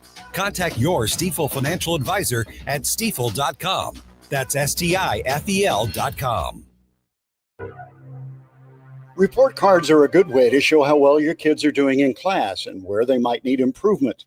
We at the Show Me Institute believe schools should get grades too, so parents can see how their child's school compares to others. That's why we came up with the Missouri School Rankings Project. Click on the website moschoolrankings.org and it's all there. Rankings and letter grades for all the schools in Missouri. The rankings are based on categories such as student performance in English language arts and math, ACT scores, and graduation rates. Then we take the rankings and come up with a grade point average, just like your child has. Each school and district has a grade, and the website is easy to use. And now we've added spending data for every district, so parents, taxpayers, and policymakers can see where the money is going. Don't you want to know how your child's school stacks up? Learn more at showmeinstitute.org. The Show Me Minute has been brought to you by Show Me Institute and Show Me Opportunity. Mike Ferguson. We the people. Gabe Phifer. It's not rocket science. Rocket science. Get up! Get up! Can't you hear the alarm? Get up! Get up! Mike Ferguson in the morning on News Talk STL. All right, the government is still shut down, guys. Oh no! Yeah, something like something like question mark. That's what I'm supposed to say. Yeah, I think. exactly. I All right. think. Okay. Now most of the government's not shut down. Mhm. That's the thing, is that media keeps saying government shutdown as though the main functions are not still operating as normal. It's the ancillary stuff. Now, eventually, if this drags on, eventually we're going to notice something. But is it going to change our lives? Probably not, unless you are dependent on a government bureaucratic job. But there are some things that are closed down right now, but there's still enough to make the Democrats and the media hyperventilate. Oh yes, absolutely. Yeah. All right. Also, JB Pritzker launches a major salvo in his not so secret presidential ambitions. That's what we're calling it. He says the Donald has become what Republicans say Joe Biden became. I know. That's a good response. An auto pen? Yes. Oh my goodness. And an arrest has been made in the racist graffiti case at Francis Howell, 806. Let's dump some news on you. The Morning News Dump, brought to you by The Nutrition Stop. The morning news dump. Are you joking? Is this a joke? Listen, folks. The morning news dump. All right. The White House threatening to carry out mass layoffs of federal workers with the government shutdown that's underway already. Town Hall's got the story for us. A presidential spokesperson said government agencies are already preparing for cuts, even as Vice President J.D. Vance insisted no final decisions have been made. Typically during shutdowns, federal employees are furloughed and they receive back pay once the government reopens. But President Trump has directed the White House Budget Office and cabinet secretaries to identify jobs to be cut. White House Press Secretary Caroline Leavitt said, "We believe that layoffs are imminent." Greg Clugston, Washington. So in other words, we're going to determine which people aren't needed. Mm-hmm. Yeah. Okay. Which people, which bureaucrats, which administrative state types that the shutdown is going to show are not necessary to the taxpayers' lives. Yeah, we don't actually need you guys. I'm good with that. Yes, absolutely. All right. Please do. And the Democrats are still doubling down. They are trying to win people over, saying it's all about protecting your health care. But is it your health care? Here's Hakeem Jeffries. House Democrats and Senate Democrats remain consistent and in lockstep in defense of the health care of the American people, and that's not going to change. Now, remember, they of course believe that government should provide all health care. They want the single payer socialist approach, which has failed the world over. And Senator Mark Wayne Mullen was on the Ingram Angle on Fox, and here's his take on the updated shutdown. They're wanting to strip all the one big beautiful bill language out that cut the waste, fraud, and abuse, which is one of them cutting the millions of illegals from getting those subsidies. They want to reinstate that. And they say that's not what it's about, but it literally strikes it line for line. Yeah, so that's where, Democrats are basically arguing, we're not putting in language that says illegal aliens must get health care. Republicans are saying you're wanting to repeal the stuff that said they can't or that they won't, or when we clarified. So that's where a lot of that is. All right, Illinois Governor J.B. Pritzker, not just opposing President Trump when it comes to policy and action. He is actually now calling for his removal from office. Appears that Donald Trump, not only has dementia set in, but he's copying tactics of Vladimir Putin. And he's gone on to later in that conversation say they should invoke the 25th Amendment. It's so crazy. And the audacity, I think, is what strikes me most, that somebody who ran cover, honestly, for the Biden administration can suddenly discover that they're capable of making a diagnosis of dementia from someone who is actually more active than he is. You know what I'm saying? And the funny part is, because it seems to me, just let me go back to my political consulting days, my communications consulting days when I used to do that. Somebody has said, I got an idea. They kept saying dementia with Joe Biden, and it really stuck. Let's just do that to Donald Trump. But Joe Biden clearly had cognitive decline. Like the whole world could see that. We weren't even talking about it as like something like we should hush hush. We could watch it right in front of us. So to say that we're going to do to them what they did to us, not going to stick, guys. I mean, go ahead and make that claim if you want, but they ain't. Even Democrats were going, yeah, Joe needs to go, which is why they ran him out and ran him off of the campaign trail. Now, I'm not going to argue that Donald Trump is the most healthy 80-year-old that has ever lived, like he likes to say about himself. But he's got 20 years on J.B. Pritzker, and I would put my money on Donald Trump. In a health comparison. I don't know how tall J.B. Pritzker is. It looks like he's fairly average height. Because Donald Trump's a tall guy. He's very 6'3" or something like that. He's 6'3", 6'4", something like that. My guess, and I'm not making a joke here, because I'm guessing J.B. Pritzker is probably maybe my height, 5'10", 5'11", something like that. Just guessing. My guess is they weigh about the same. And by the way, guys, that's if you want to math the math, that's bad. Yes, it's that's bad not good at all. Yeah, if you're short on somebody by like 6 inches, but you weigh the same. Yeah, not good. That's not good for the short guy. No, not at all. Okay, police have arrested a school janitor in connection with the racist graffiti found at Francis Howell High School last month, about a week and a half ago. Tyler A. Carter, now charged with first-degree institutional vandalism and harassment motivated by discrimination. He's accused of writing racist and sexually explicit graffiti in multiple bathrooms and classrooms. Police say that he has admitted to the actions, and he has admitted that he targeted black students with the messaging. So that one was for real. That's a for realsy one. Yeah. And look, this guy got whatever's coming to him. He's got it coming. Yeah. Right now he admitted to it. So they might, his lawyer might get him a lesser degree of whatever the penalties are for, what he's being charged for. But you did the crime. You're going to do the time. Yeah, you're going to do it. Yeah, absolutely. Okay. Jane Goodall has died. The environmental activist, best known for her study of chimpanzees, died at 91 years old on Wednesday. She was the introduction to a lot of like those nature shows and things for a lot of people. There was Mutual of Omaha's Wild Kingdom on, PBS, I think it was. And Jane Goodall with the work that she did and the features about her and the great primates, that captivated a lot of people. So yeah, was she a political activist in the environmentalist movement? Yes. But at the same time, she piqued a lot of people's interest in animals and nature and conservation and, some environmental activism as well. Yeah, her name was kind of synonymous with it for a little while there, of just saving the rainforest and or whatever environment it was that the chimpanzees inhabited and protecting endangered species, protecting certain sort of animals. That kind of push, I think, was very much helped by her work. Yeah, and people forget she was not a personality. She was actually a researcher. Yeah.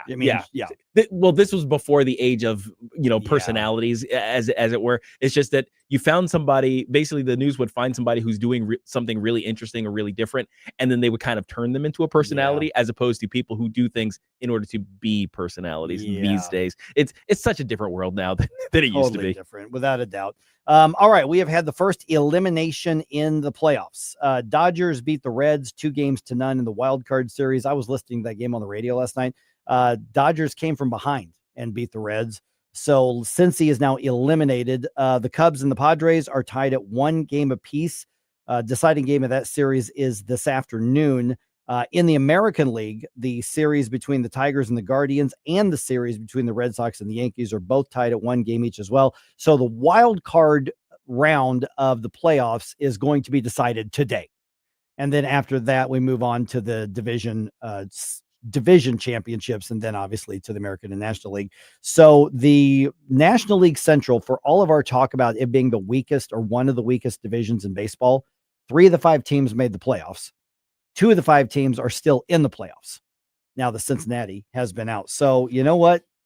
The Cardinals were still in the playoff picture until game 159 out of 162.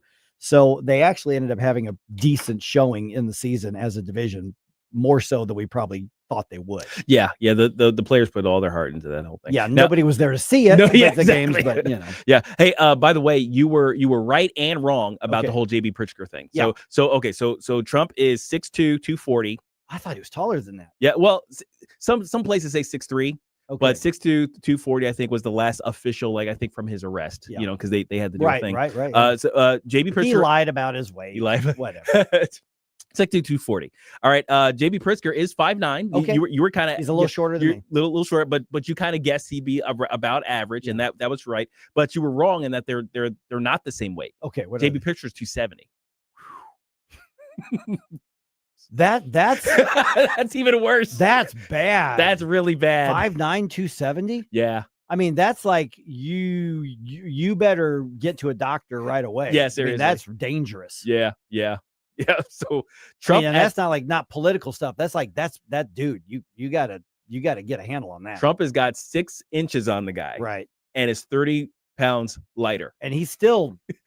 Guy. He's still a big guy. So wow, yeah, JB Pritzker has nothing to say about Trump's health. Yeah, but he's concerned about his health. Yeah, I'm no, sure. You're not. I'm sure you couldn't care less about his health. You're not concerned about your health, JB. Yeah.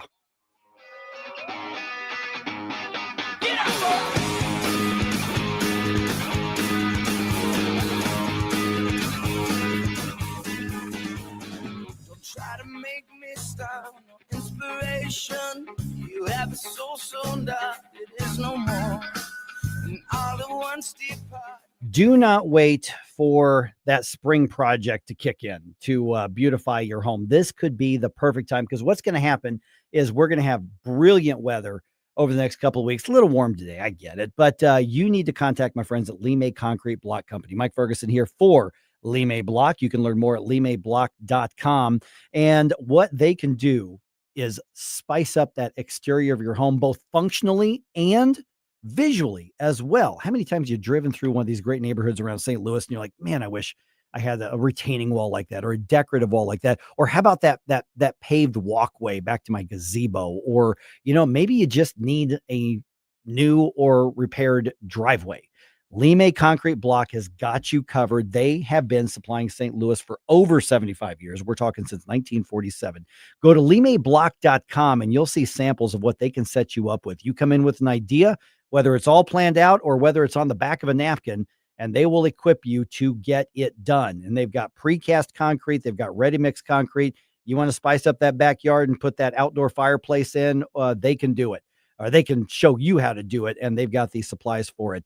Retaining walls, which keep your yard in place, and those beautiful garden walls, they've got it. limeblock.com. Tell them Mike was bragging about him on the radio. Check out the website and go see him. Just put Lime Block in your GPS. It'll take you right there.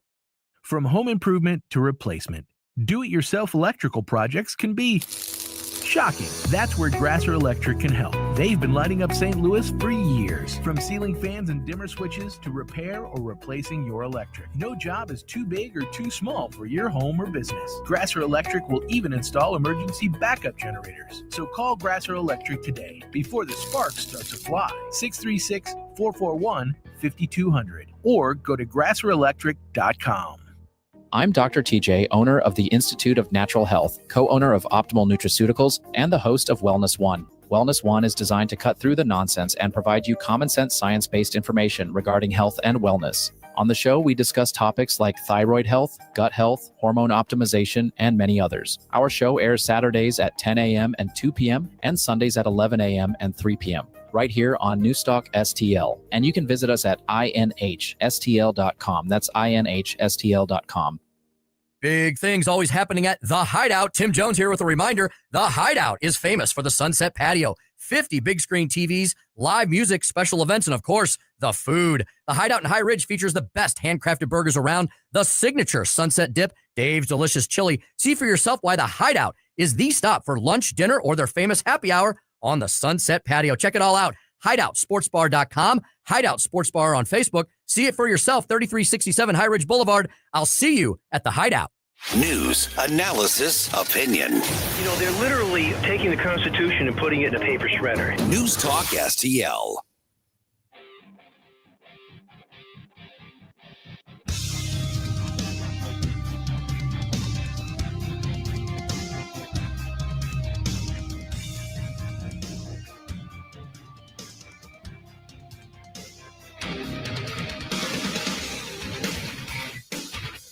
Hey, this is Todd Showalter. Join me on Saturday at 5 as I try to put some fun back into this dysfunctional radio station. It's the Right Mind Show with me, Todd Showalter, at 5 on Saturday. And, speaking of dysfunctional, let's get back to Mike Ferguson in the morning. All right, I'm going to follow up that mention of J.B. Pritzker in case people are saying, well, there's just another right-wing media type who's taken a little snippet out of context. No, J.B. Pritzker is actually calling for the 25th Amendment to be invoked to remove Donald Trump from office. Yeah, he actually said that. Does he know that's not going to happen? Yes. Of course he does. Okay. But here's the full quote, at least this part of the press conference that he had yesterday.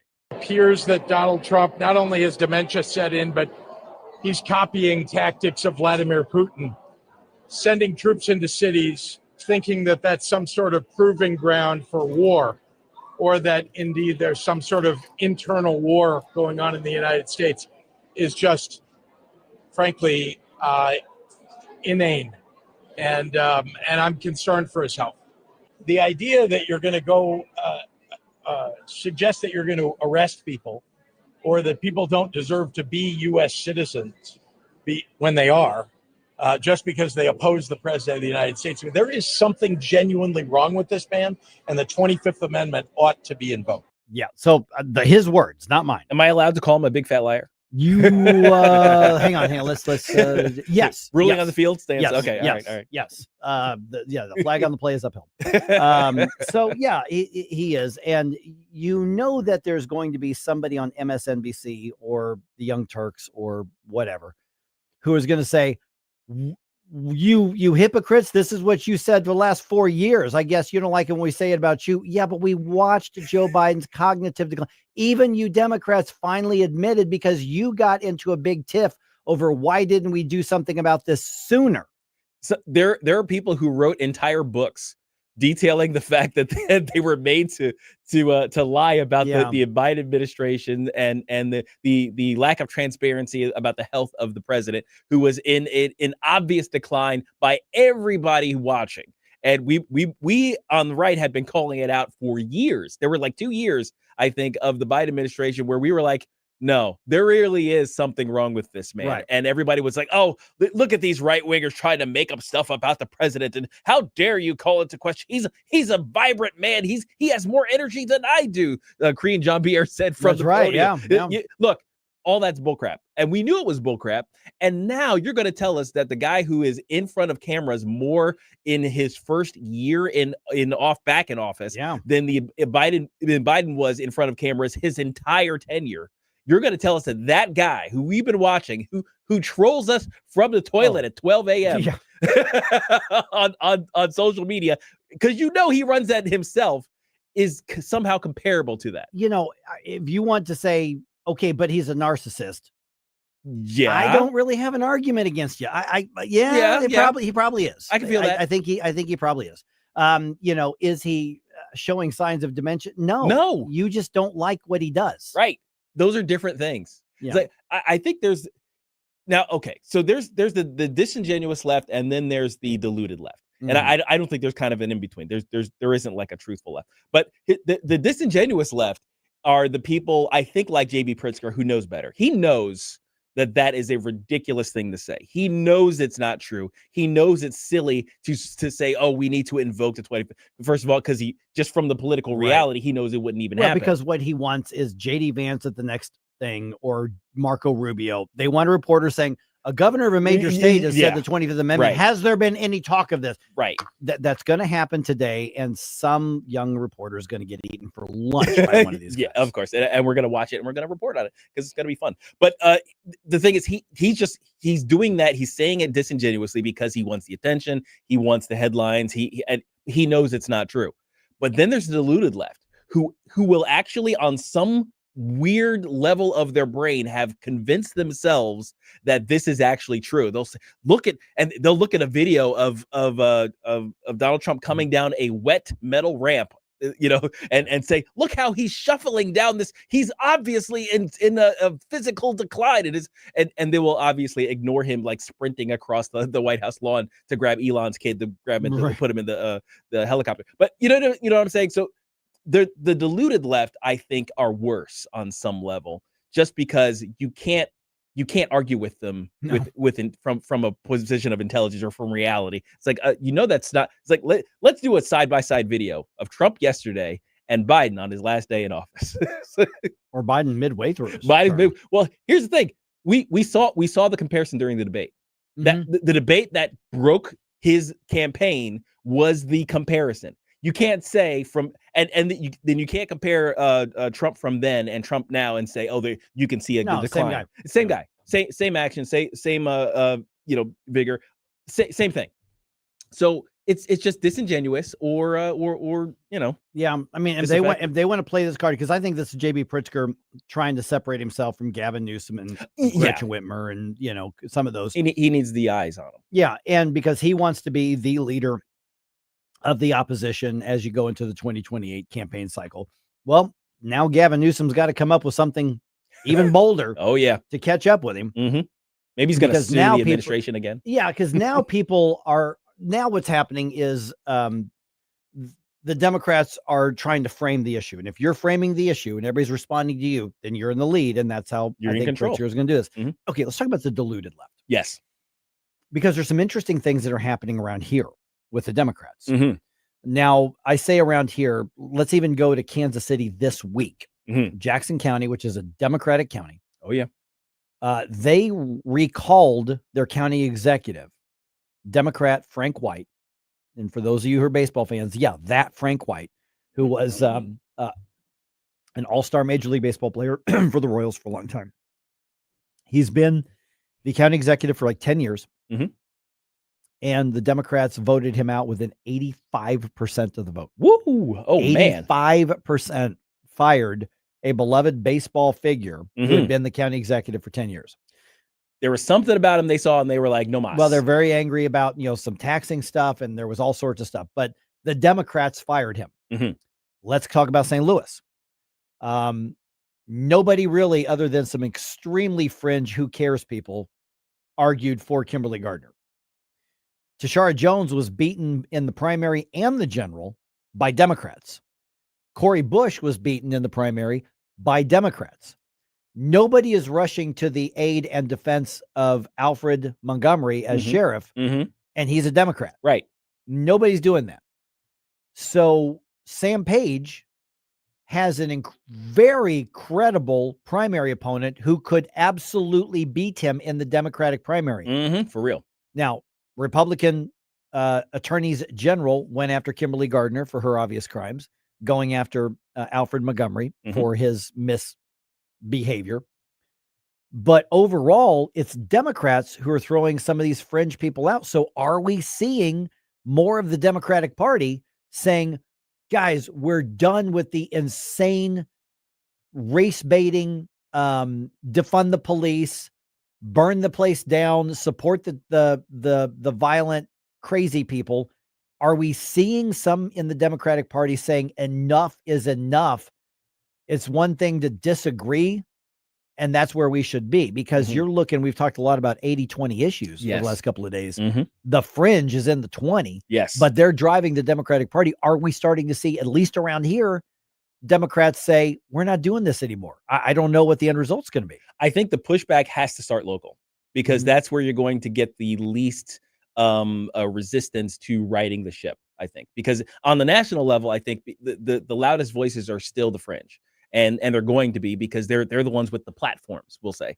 They're the ones with the they're able to pull the most eyes and ears through media, right? Media has provided the far left the biggest voice in our culture, and they're driving those big avenues of culture. So if you're going to see a pushback from the Democrats, I think it necessarily has to be on a relatively local and small scale level, because that's the only place you can get your wins. I think that we're gonna tell a lot about where the Democratic Party is in the St. Louis area, and Democrats, capital D Democrats, are in the St. Louis area based on this primary contest between Cori Bush trying to reclaim her old seat against Wesley Bell. Oh yeah. If the Democrats are truly done with the anti-Semitic, racist, bigoted, pro-terrorist wing of their party, if they're really done with it, then they'll defeat Cori Bush a second time. Right. Yep. But if the fringe is still in control, then it'll be either an incredibly close race, or she'll win that primary and reclaim her seat, because I don't know who's going to run for the Republicans, but it doesn't matter in the first district. They don't make a difference. They're going to bring her back. If they are still dyed in the wool, and they're still going to follow that far left bent, they're definitely. And by the way, Democrats, for those of you who say, well, Republicans, they fear Cori, but nobody, No. Republicans around the country are hoping Cori Bush gets reelected, because it's not going to change the votes of the person who holds that seat. Right. But man, is it a fundraising gold mine, and is it a massive marketing gold mine for conservatives and Republicans around the country when you all elect Cori Bush and people like her. So Republicans are hoping Cori Bush wins that primary, because it's good for Republicans. Now, we've got a new op-ed asking the question, can focus fighting increase unity in America? We're going to talk to if I can get it, Stephen Padfield. Stefan Padfield from Free Enterprise Project. We're going to talk to him right on the other side of the information segment.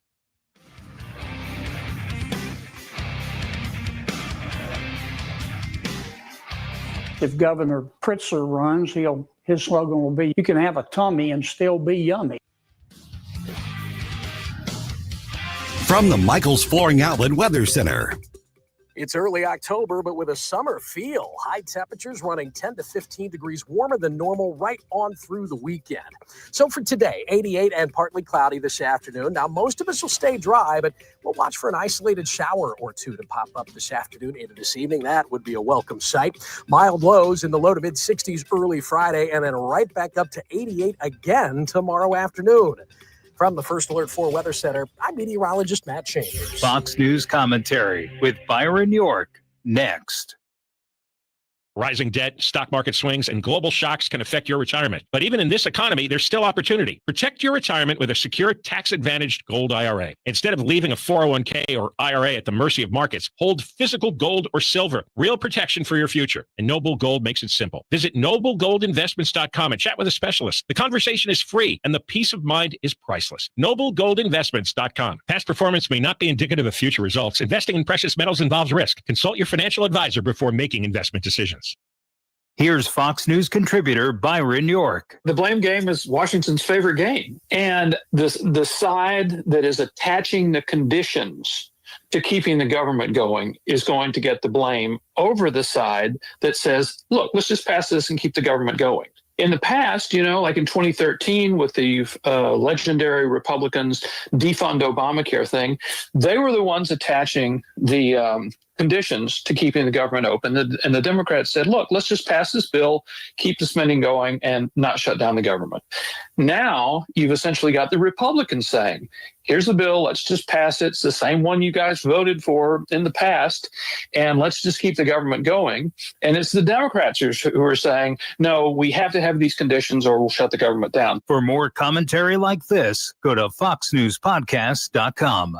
Looking for the best selection of firearms in the St. Louis region? Drive to Osage County Guns. Conveniently located off I-70, just 25 minutes from St. Charles. We've got thousands of guns in stock, the largest selection of handguns, rifles, and shotguns around. Trade in or sell your old guns for cash and shop our wide variety of premium Winchester ammunition made right here in the USA. Visit us online at ocgmo.com, or better yet, make the drive to Osage County Guns and see why we're the St. Louis region's favorite.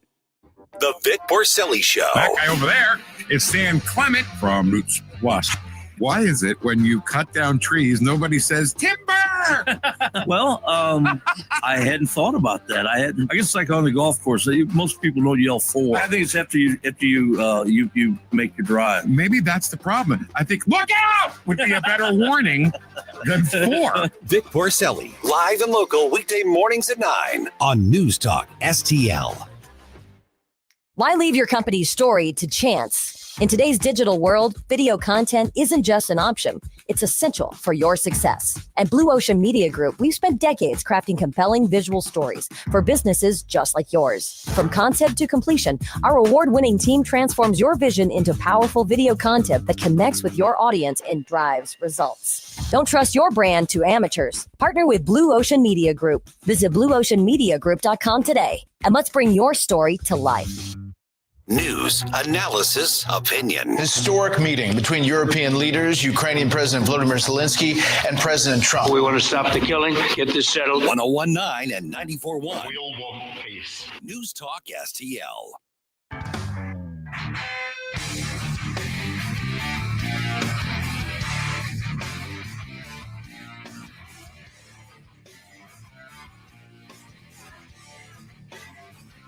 Hi, it's Vic Porcelli. And Ken. Hi, Ken. Hey, Vic. Ken and I are on every Monday through Friday here on News Talk STL. Right now, you're listening to Mike Ferguson in the morning on 1019 and 94.1 News Talk STL. Whoosh, my morning, people. Okay, I found an interesting op-ed. It was actually sent to me the other day. And I'm going to start off unusually by saying I am not sure that I agree the conclusion is even possible.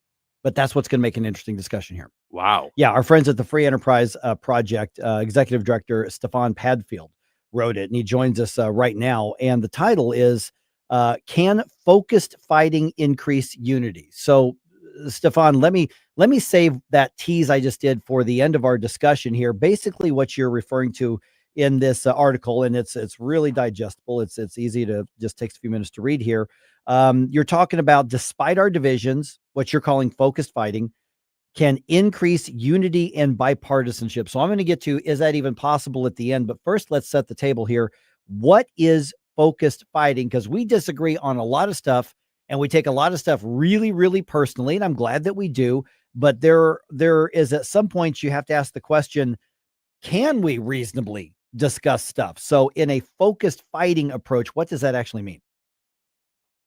Yeah, sure. Thanks so much for having me. And I really appreciate the skepticism. I think that's completely valid. But just to tee up what the proposition is, it's basically 4 points. The first is that any agenda, and you'll hear these occasionally, where people will say, well, the only thing is we don't understand each other. And if we just talk to each other and we understood each other, all these differences would evaporate because we all really want the same thing and we have the same values and so on. And I just basically reject that. I think any agenda to try to increase unity that is based on a premise that somehow our divisions aren't real and deep and substantial, right? I think that's not going to work. So point one is simply, look, acknowledge that we have these very real differences and respect them and recognize that they're not going away, right? But at the same time, I think what has been happening is we end up in our echo chambers and we end up creating straw men, right? We end up making the other side worse than they actually are, right?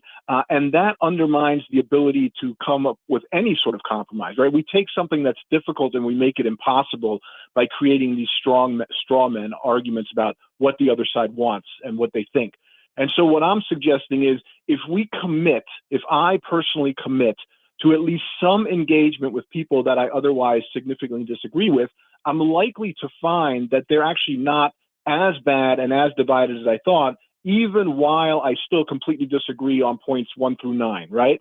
And that can be helpful because then we open the door to finding some possible places where we might actually agree and do something positive together despite our differences. Now, I'll just give you one example, right? I do a lot of work with shareholder proposals, with corporations, and we recently filed one at Tesla asking about their transparency around child labor, right?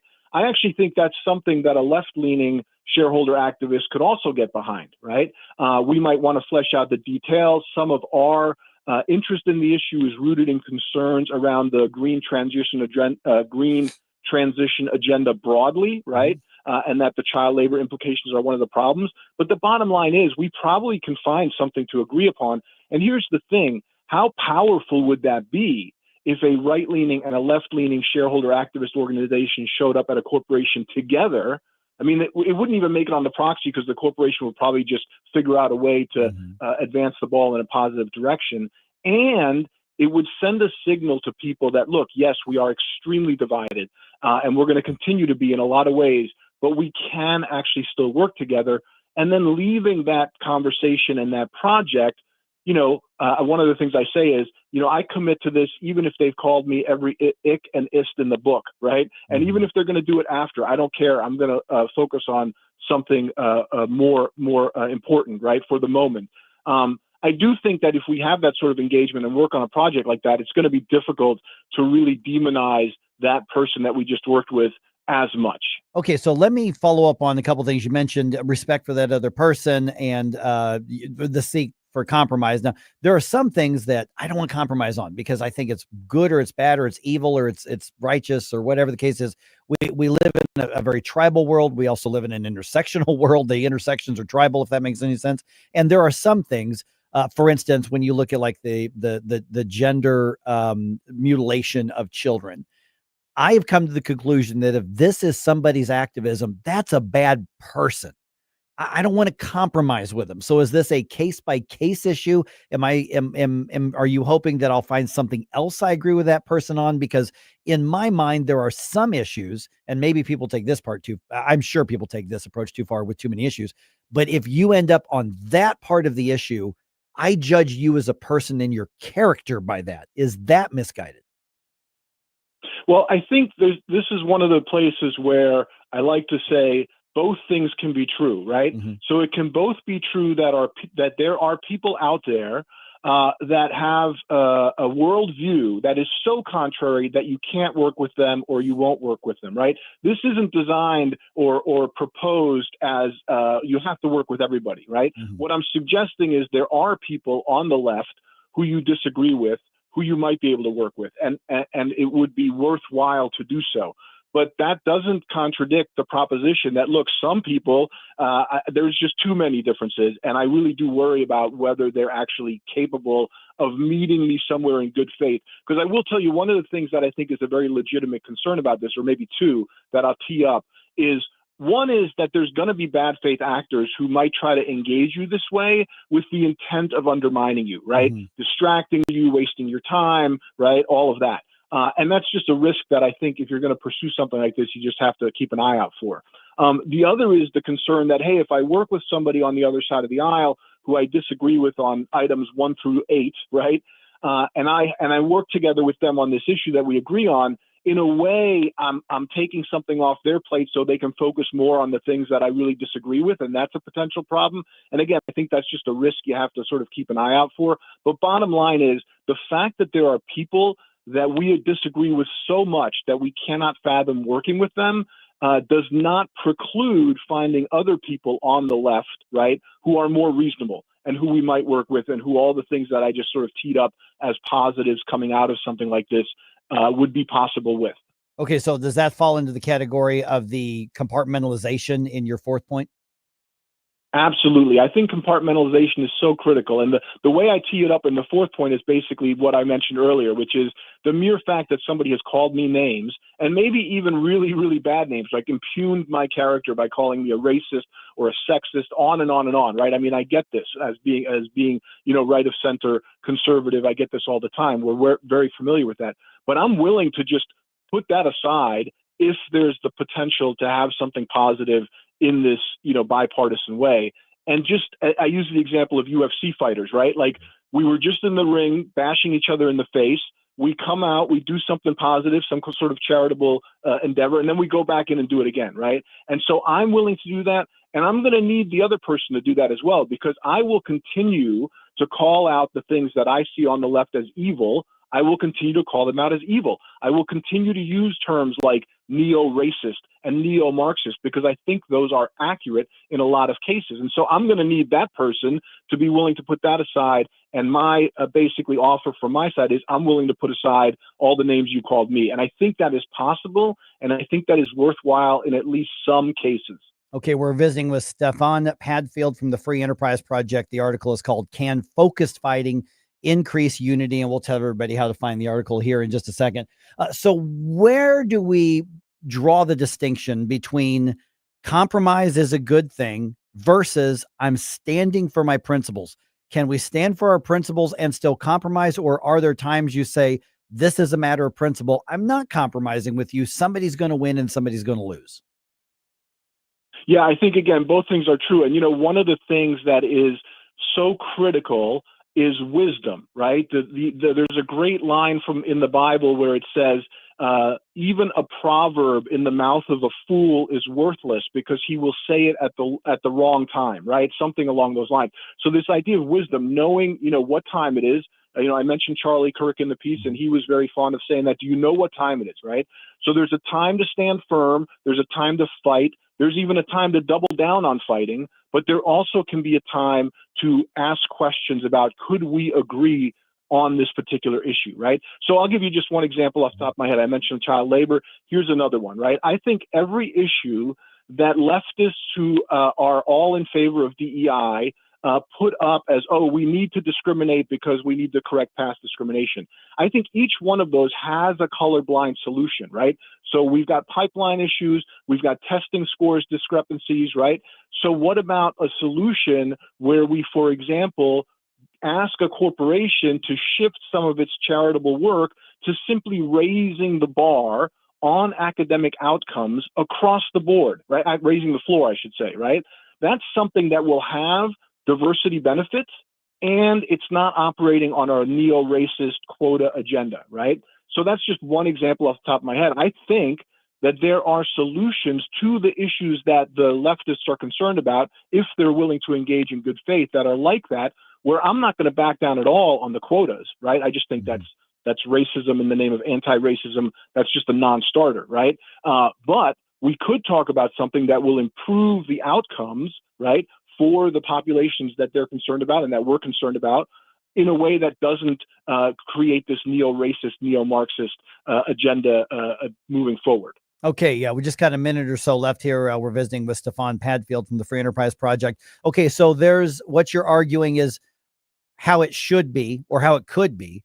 But how about let's compare it to how things are right now? Is this even possible? Because the fact of the matter is, you mentioned the echo chambers, I think is 100% correct. The echo chambers and the straw man, they happen. They're there.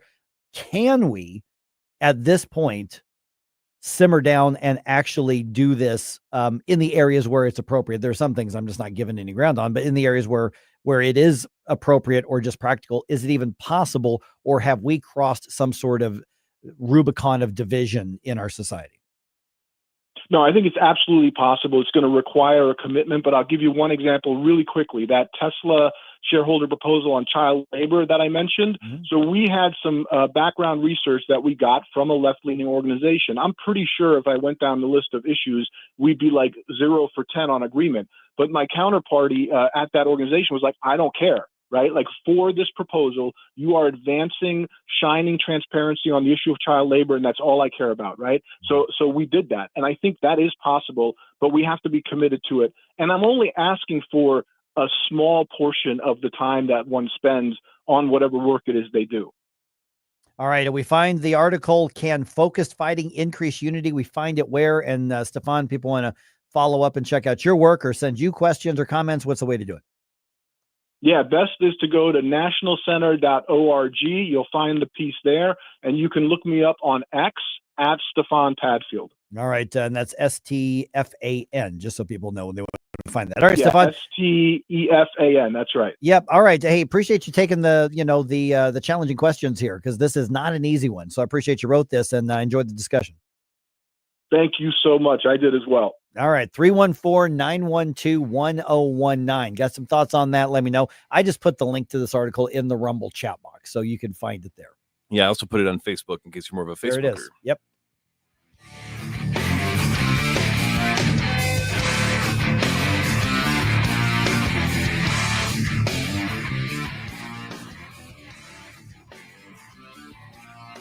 Located in the heart of St. Charles, Kevin's Guns is your family-owned destination for all things firearms. Whether you're a collector, hunter, or military enthusiast, we have it or can get it for you. From new to used rifles and handguns in every style and caliber, our friendly and knowledgeable staff is here to help educate you and ensure you make the perfect choice for your needs. Buy, sell, or browse our incredible selection at kevinsguns.net or call 636-493-1195. Kevin's Guns, where gun enthusiasts come home.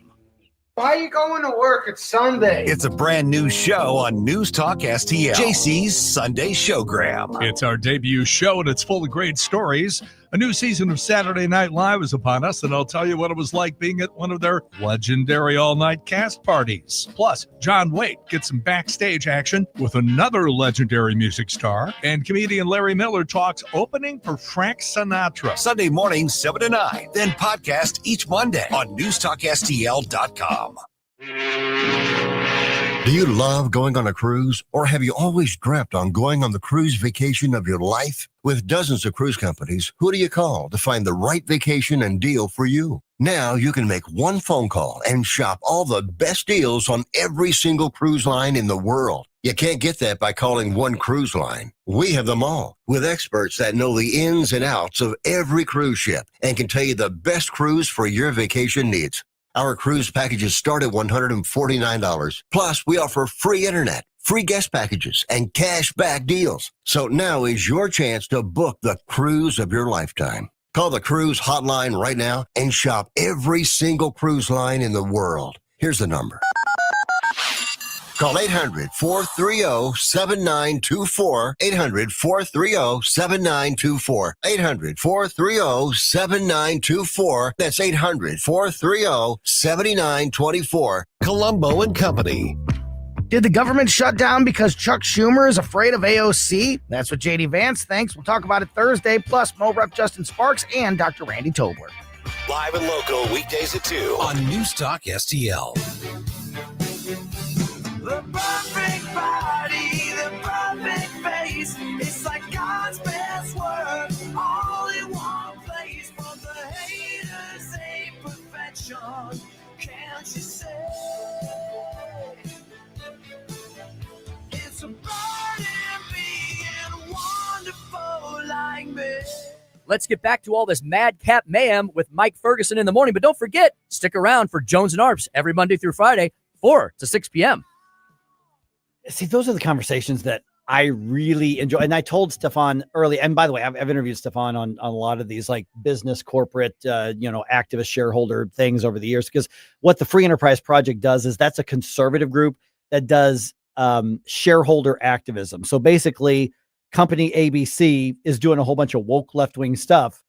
Well, they buy up enough shares to be able to have a seat at the shareholders meetings and then work to get the shareholders to hold the companies accountable and get rid of the DEI stuff and the LGBT stuff. And that's what they do. They try to work within the system to reform the system.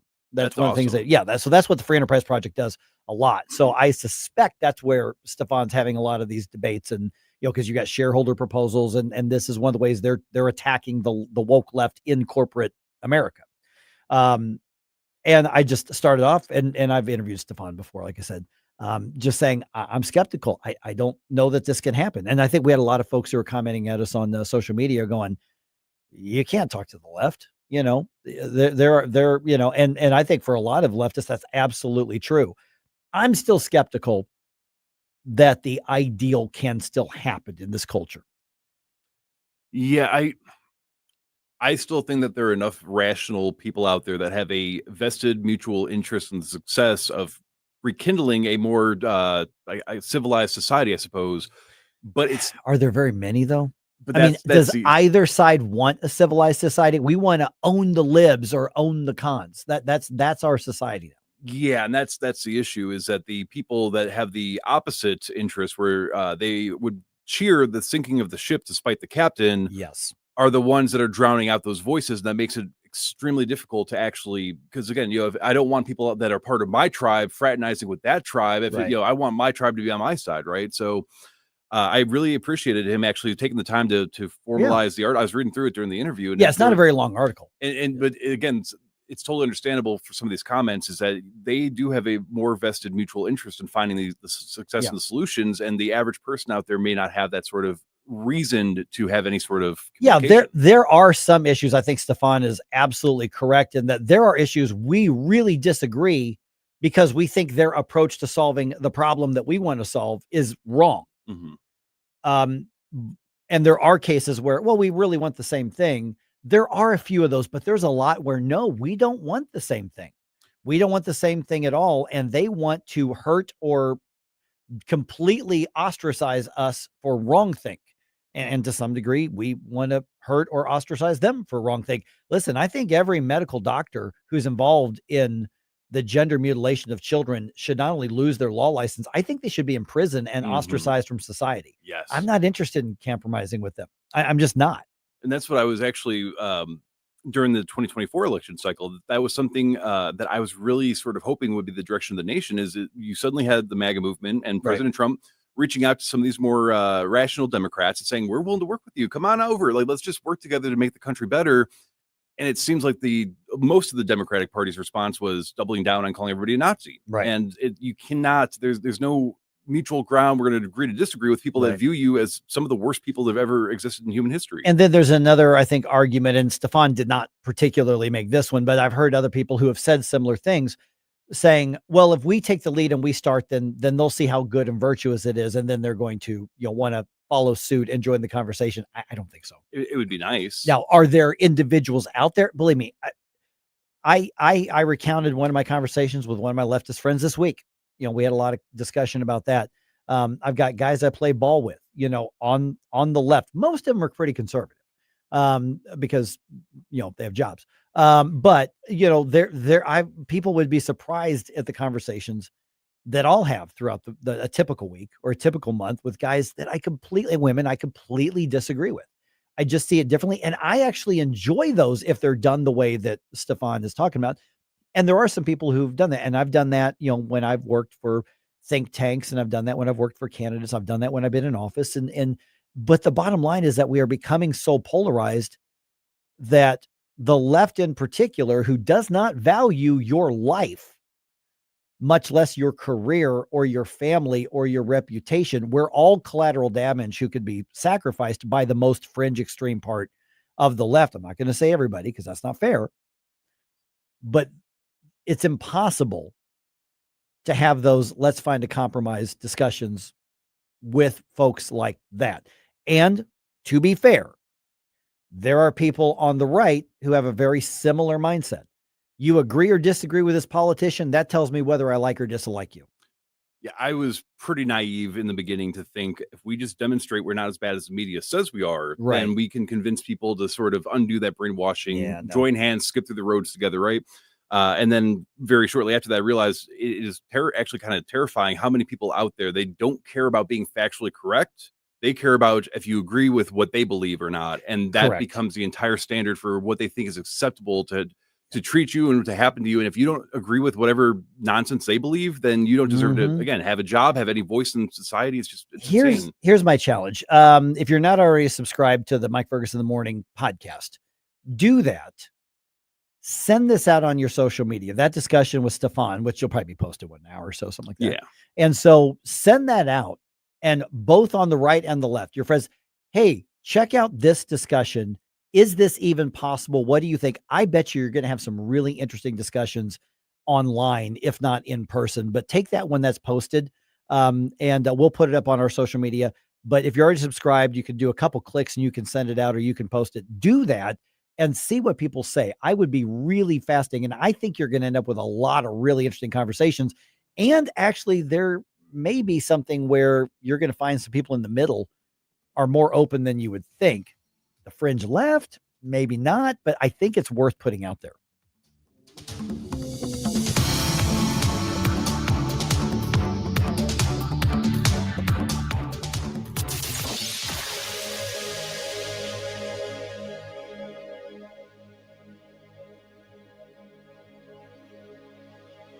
Scott, can you believe it's already been more than a decade since the Queen of Carpets sold flooring to St. Louis